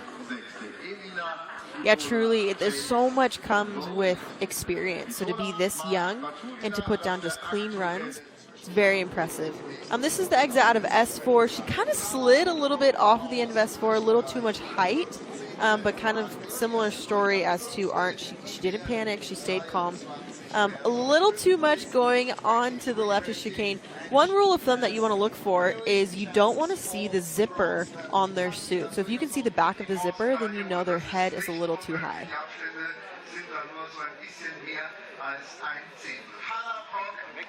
Latvia's Vitola flashing that braces-laden smile down there in the leader's box. And here from Austria is Hanna Prock. At 17 years old, Hanna was a bit of a surprise entrant onto the Olympic team in Pyeongchang.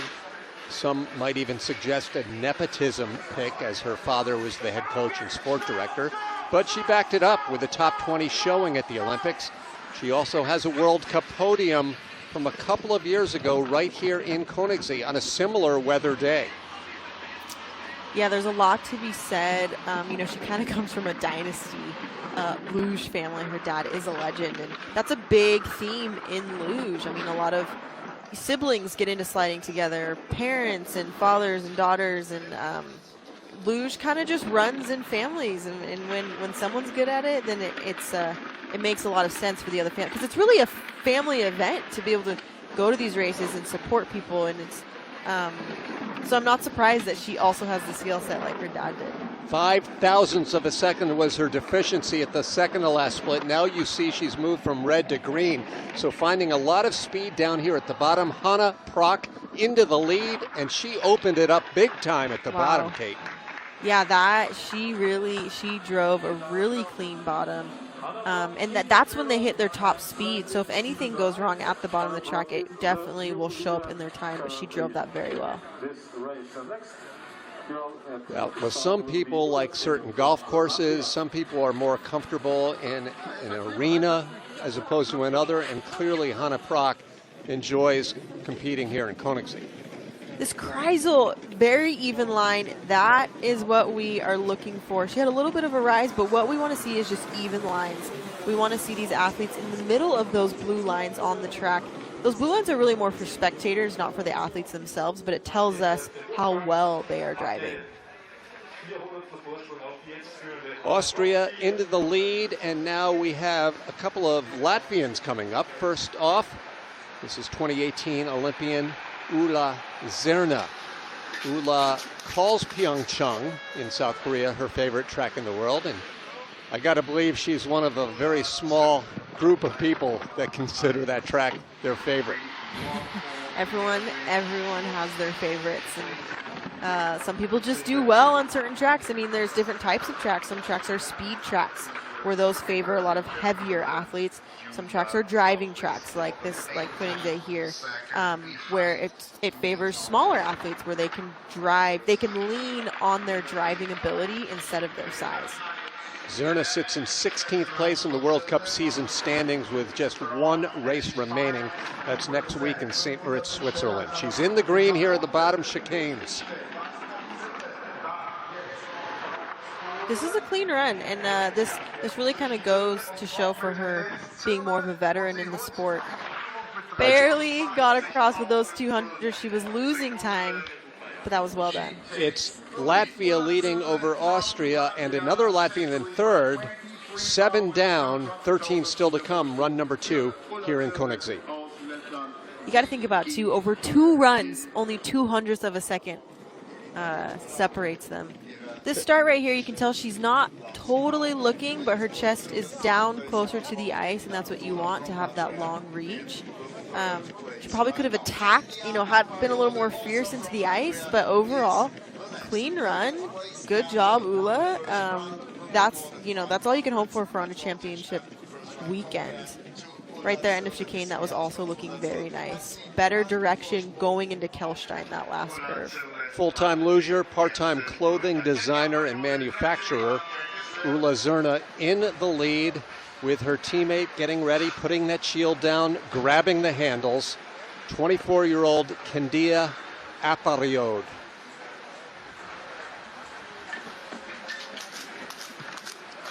Kendia with one podium finish earlier this season on the German track in Oberhof.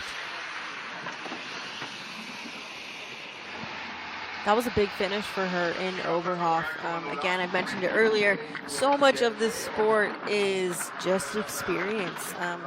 These athletes are peaking in their late 20s, and so much of it is just getting on tracks and learning these curves in order to slide well.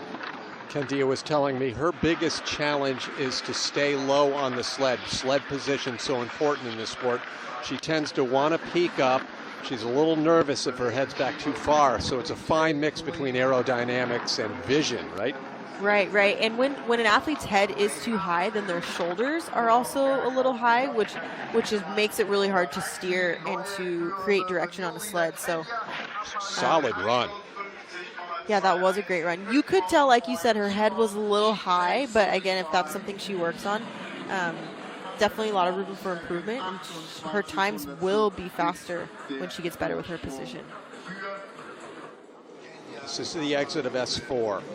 Yeah, out of S4. So right here, you can see, it's interesting when you look at her face, you can see her eyes, nose, and part of her mouth.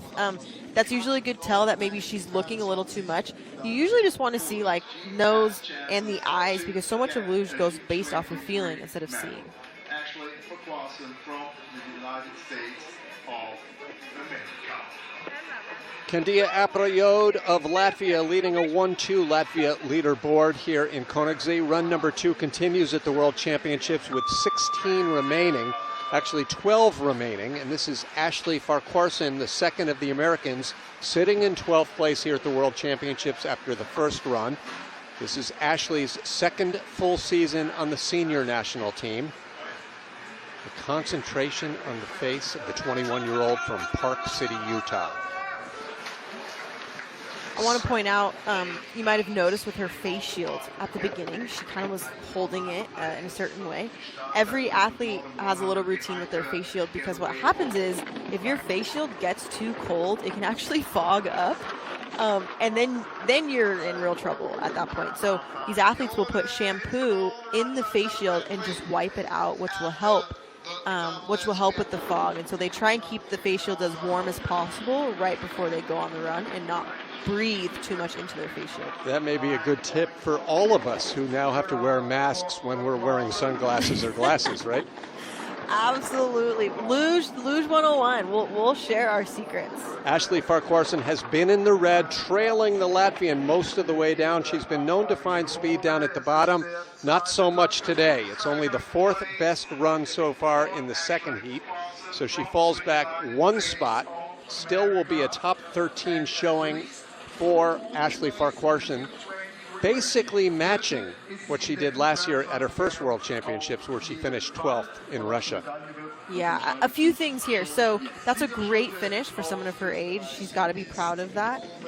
She ran into problems in bend-away, but right here with her start, she's sitting up just a little bit. And starts are something that these athletes will work on in the summer. But right here, out of bend-away, slid off the end of it, hit that right wall, feet went down. That would have been hard to save without putting her feet down, but that's really just a product of having too much height on the end of S4.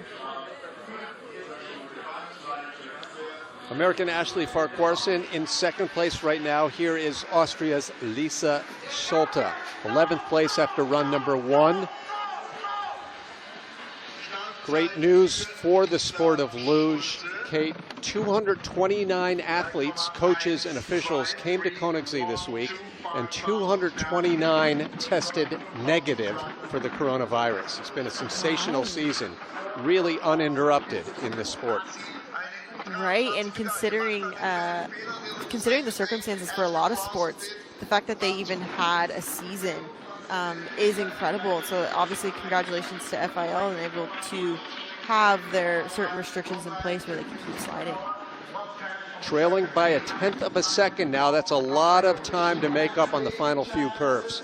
Yeah, it's not likely to make up that much time, especially at the end of the track. It ends up going uphill just slightly, which favors heavier athletes. You can tell she lost a little more than half a tenth at the bottom, but because it goes uphill, you really have to be perfect with your drives. Kendia Aprayod, who began the run in 13th place, is now just one spot away from the top 10. So she's moved up a couple of spots. Her position is pretty good. S4, again, big transition. Similar issue with the sled before, but she managed to keep her feet up. Maybe might not have been as hard of a hit, but that drive off of S4 is a hard steer, and it can be hard to get if your pressure's off. Track crew working on the course in between sleds, trying to make sure things are clean, fair for all of the athletes, and especially Kate, with the final 4 sleds being all from Germany. You know, they want to make sure there's no disadvantage. Yeah, and we can see right here with the camera just the flurries, and that looks like wet. That looks wet, not just like light, nice snow. And when the weather is more wet like that, the track greatly slows down tenths. It can slow down tenths of a second, and it can be the most frustrating part of a winter sport, but nonetheless, it is a winter sport, and you have to deal with the elements. 30-year-old Latvian Alica Turuma owns an Olympic bronze medal from the 2014 games as part of the team relay. Speaking of which, a little later on here, we'll have the team relay competition to close these world championships. Yeah, and with that team relay, I mean, the Latvians, it's a small enough country where these Latvians are superstars back in their hometown. And a lot of people ask, you know, what is life like for these athletes? And in their respective countries, they are famous. People know them, and there's no plan B. This is their career, and this is what they do. And so it's a lot of fun to have them on the circuit. She was in the green almost the entire run until the final few curves when she falls behind her teammate Kendia Apariod. And speaking of the team relay, Kate, different nations have different qualifying standards, but I believe Kendia may have just clinched her spot for Latvia in the relay. Yeah, she might have right here. Too much lateral movement on the chicane. She catches it too much, which sends her onto the second chicane. She manages it well. She doesn't freak out. Little too middle of an entrance into fent curve right there, which it doesn't look like a big deal, but those little mistakes will add up in the end, which probably explains her time.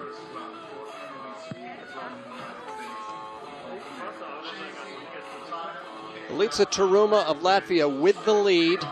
The top 9 getting set to go here in Königssee, Germany. This is the 7th time that this small village, not far from the Austrian border, has hosted the World Championships. Now the 3rd of 4 Americans. The snow continues to fall a little harder now for Emily Sweeney, the 27-year-old World Championship bronze medalist from 2 years ago in Winterberg, Germany.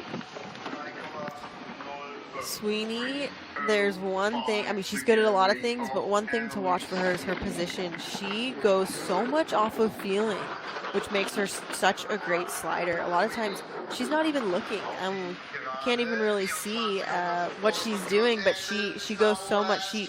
She memorized to drive these tracks that she's a great driver, and she's fun to watch. And it's been a trying season for Emily. All of the North Americans missed the first half of the season due to the pandemic. And then Emily had to commute back and forth between Europe and the USA a couple of times. And by her own words, it's been a lot to deal with, but it could be all made up here with a solid World Championship run. There you go. Was losing a little bit of time, but she should be excited about that run. Obviously, the weather hasn't been really playing in her favor, but that smile, that golden smile, her reaction says it all, and she should be stoked about that. 27-year-old now lives in Saranac Lake, New York, not far from the Lake Placid, New York track. She grew up in Connecticut. Really the nicest looking run we've seen here in run number 2. Yeah, again, she's becoming a veteran on the circuit right now. Look at her anticipating. Her head just rolls to the right just slightly, getting ready for the end of chicane. That is a sign of a true vet. Congratulations, Sweeney, on your runs. So it's American Emily Sweeney out in front. Her teammate Summer Britcher still to come, along with 4 other Germans. But we have the next of our Russians getting ready at the top, and a slider of no small note. Ekaterina Katnikova is the defending world champion. She has worn that world championship bib proudly over the last 12 months. It was a bit of a surprise, but a very emotional win on her home track in Sochi last year. But it may all come to an end here. She has a chance to move up a spot or two, but I don't believe she'll be successfully defending. Yeah, Sweeney put down a really clean run. Wouldn't be surprised if she moved up, but Kotnikova, she has an opportunity, but she's starting out a 10.5 behind. It is possible to make that up if she throws down a flawless run, but she has some factors working against her, including all of that sleep that we can notice in the camera right there. Right now, she's in danger of falling back several spots, 0.2 back at the last split. Kate, when the snow falls, how much is that an actual disadvantage, and how much of that is a psychological disadvantage for an athlete? Ooh, great question. Both. Actual is a lot because the track slows down immensely. There's just nothing you can do about it. It's so frustrating, and it will continue to slow down as we go deeper into the order. But 0.2, yeah, she kind of was behind the whole time and maintained that. But mentally also, yeah, you're right. And just the thought of being slow then could also make you slow. So it's kind of a double whammy, and just sucks to suck sometimes. But yeah, it's a hard one to deal with. Well, with one American in the lead, the final from the USA is getting ready at the top. But the World Championship run comes to an end for Kotnikova. Although it was a great run, to wear that championship bib, the world champion bib all season, that's an experience a lot of people won't have. But yeah, some issues in the bendaway kind of nicked those walls. Chicane, she handled just fine. It wasn't anything too incredible, but overall it was pretty clean. But the time kind of hit her pretty hard. 26-year-old Summer Britcher from Glen Rock, Pennsylvania, has been on balance the most successful USA luger over the past 4 or 5 seasons, at least since the retirement of world champion and Olympic medalist Erin Hamlin. Summer has 5 career World Cup victories. She comes off of a podium last week at the World Cup in Innsbruck. She's got 800s to play with. Britcher, man, she's dangerous when she is coming off of momentum. And that bronze she secured last week in Austria that's a major momentum for confidence. And when she's feeling confident, she's on fire. She could be a medal contender for any race. Very clean line entering the Kreisel, and now one of the most important parts of this course, the exit and the tight turns of the lower labyrinth. She had a little bit of looping in Kreisel, a little bit of up and down movement. She's bleeding time just slightly. However, she does have the body weight to maintain her speed at the bottom of the track. We will see. It's going to be very close between the two Americans. 0.008 of a second. Summer Britcher takes over the lead from teammate Emily Sweeney. Wow, you can see Emily just laughing. Summer, that's how it goes. 0.008 of a second over 2 runs. That's the snap of the fingers. And looking ahead, Kate, the next 2 to come, Austrian and Russian, they don't hold much of an advantage over Summer Britcher. Right. There'll be some jockeying here. Close racing. A little bit of an issue out of S4. Slight skid. You can see the banana line from her tracks. Not optimal, which probably added to her bleeding time. But nonetheless, it was clean. She held her spot. And I love the camaraderie amongst the Americans. It's great. It's been an amazing breakout season for this still very young Austrian, Madeline Egla, a former medalist at the Youth Olympic Games. Egla had been so close for so long before finally making it onto the podium with a 3rd place finish in Königssee. That was after a whole series of 4th and 5th. There was only 100.5 separating Britcher and oh no! That is so disheartening. And what's going through her mind right now is like, I just trained all week and I had a great first run, and that just happened. I can't believe it happened. So unfortunate. So unfortunate. That's a hard one, and it's just all you think about until you finish the run. You're like, can I just get out of the track right now? That's so frustrating for her. She will fall back, as you see, 9 positions into the mid-teens as the United States continue to hold the top 2 spots Unfortunate for Madeline Egla, but all things considered, Kate, it's been a sensational year. And she also has an Olympic medal. Remember, she was part of that team relay that took bronze in 2018. Right, absolutely. And for her age, I mean, it's only up from here to be at this level. Yeah, it's just too much pressure. There was nothing she could have done. And that problem begins 3 curves ahead. At that point, when you're in that situation, you kind of just have to grin and bear it. But that is avoidable with S1, 2, 3, and 4. But yeah, at that point, she handled it well. But thankfully, she's okay. It wasn't a crash. But yeah, that's definitely frustrating. She shows her sportsmanship going over to congratulate the 2 Americans who continue to lead the way. And now Tatiana Ivanova of the Russian Luge Federation. You don't see RUS, you see RLF. Due to sanctions, international sanctions, Russia cannot compete as a nation at World Championships nor the Olympics over the next couple of years.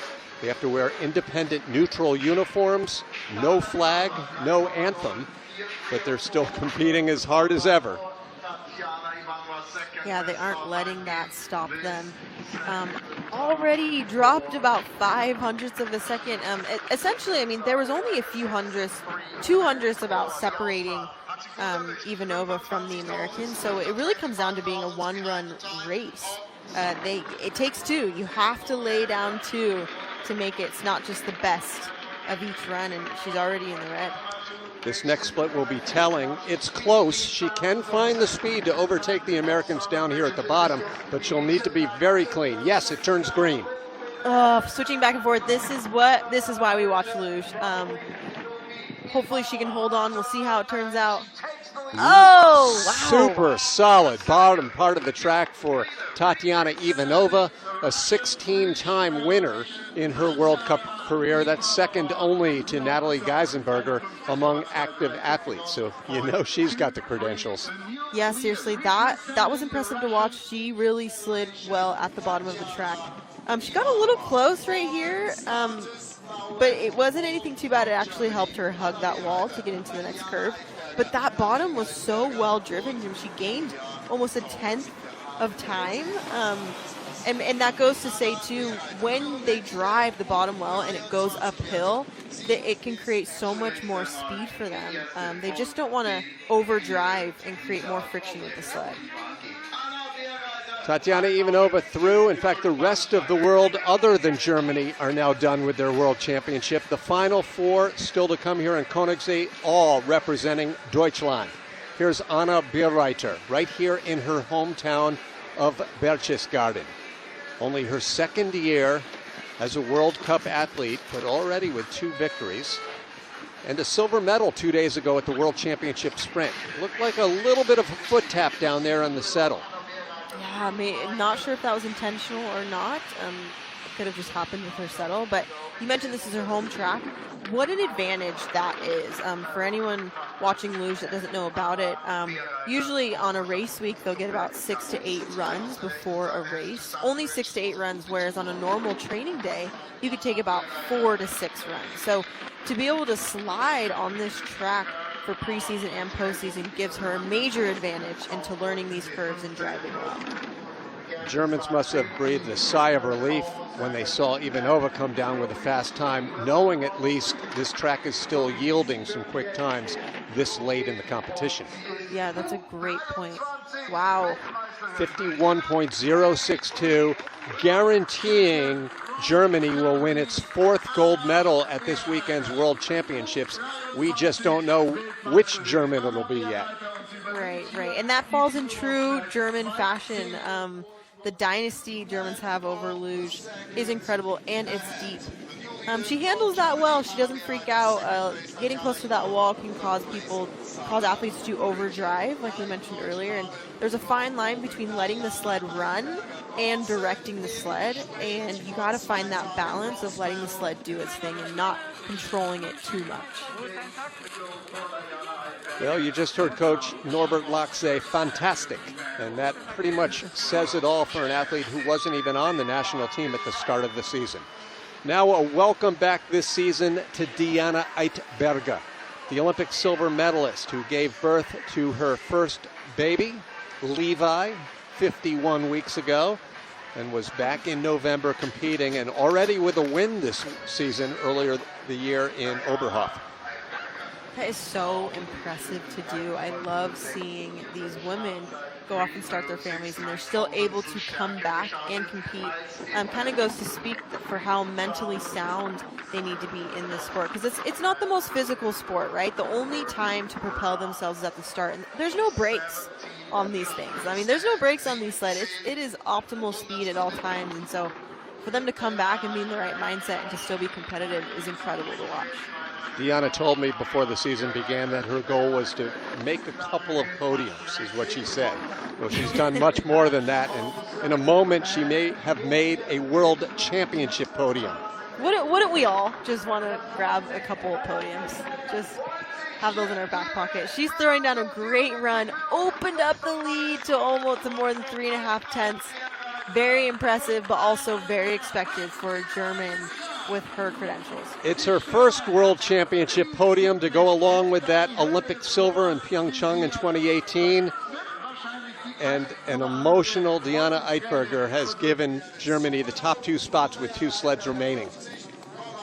Yeah, she is a talented slider right here. Great height, height in the beginning of the curve and then coming down. She could have come out a little more middle, but I just loved seeing that she came out just not too much height towards the end of the curve. You can see the excitement and the emotion. I love that in the sport of luge and the camaraderie. High five to the mascot, Votsi, named after the nearby Votsman Mountain. This track sits on the side of. Now the greatest in the history of women's luge, 51-time World Cup winner, Natalie Geisenberger. She also has captured 4 Olympic gold medals, 2 in women's singles, 2 in the team relay, trying to give Bavaria a victory here.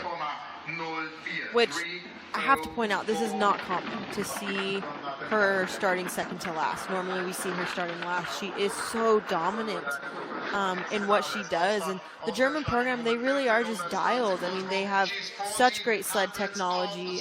A lot of the athletes will hold their sleds under lock and key because they don't want other athletes seeing what they're running with their sleds. And so they'll work with Porsche, they'll work with BMW to design their sleds. So each country kind of has their own proprietary information on what they design their sleds to be. She's lost a little time to Eitberger here on the lower few curves. She should still stay on the green. 1,500's the advantage, so it's Geisenberger over Eitberger and Berreiter. Germany 1, 2, 3, and they have also guaranteed a podium sweep with only 1 remaining from Germany. And Kate, you talk about how the Germans have had such dominance over the other nations, but lest we forget, really the biggest rivalries maybe in the sport are between Germans and between the different regions, and we've got the final version of that rivalry coming up here in a moment. Yes, absolutely. A lot of times they are more competitive with each other, which is what makes them so dominant. I mean, their level of competition just amongst themselves is so intense and so high that, I mean, sometimes other countries don't really exist to them, and we can always expect a German to medal in each race. Well, a look of calm, unexpected calm, on the face of Julia Tobitz, who's about to race for a world championship. 24 years old, originally from the Saxony region, not far from Dresden, but pretty far from here in Bavaria, the other side of the nation. Julia is the defending World Cup overall champion, the winningest slider this season, although she trails Geisenberger in the World Cup points. We mentioned the competition between Germans, and I want to point out, I love that she's come in here and she's still young in Germans' eyes. I mean, she's only 24. She has a long luge life ahead of her. And not to mention her size. A lot of women are a lot bigger. They hold a lot more weight, but she is smaller and she's able to drive such even line. Just right there. Even line all through Kreisel. That was beautiful. I love seeing a German like this come up through the ranks and doing well despite her size being smaller. Opening up her lead. This is an incredible showing, and it will be a well-deserved World Championship, the first for Julia Tobitz, 24-year-old German, leading a 1-2-3-4 sweep for the home country. The only thing missing, Kate, the thousands of spectators cheering her on. Exactly, especially here in Königssee. This is known for being the most fun track to race at because so many people come out for the races. There's always so much noise, music, cheering. But a big congrats to Julia Tobitz. This is a big deal for her. Such a great energy, happy person to be around, and that was incredible sliding. Hug from Coach Norbert Locke. What a successful day for his program. And she'll head over to congratulate her three country mates. A dominating performance by Germany. Picture perfect. Textbook. Yeah, just textbook. This is what you study when you watch film. You watch the Germans and you watch exits like that. That's what every athlete goes for. Right here, it's perfect. Her head is leaning to the right, getting ready for the last part of the chicane. That is a true sign of a German. She knows how to drive this track. She's very familiar with it. And, I mean, they could do this in their sleep. I mean, they don't even need to look. So big congratulations. What a great race for the Germans. A page out of 2005, when Germany used to always sweep the podium, as they did at the 2002 and 2006 Olympics, in fact. In recent times, the Americans and the Russians and the Canadians have gotten into the mix, but not on this day. It's Germany 1, 2, 3, 4. Top American, Summer Britcher, finishing just ahead of Emily Sweeney, 6th and 7th.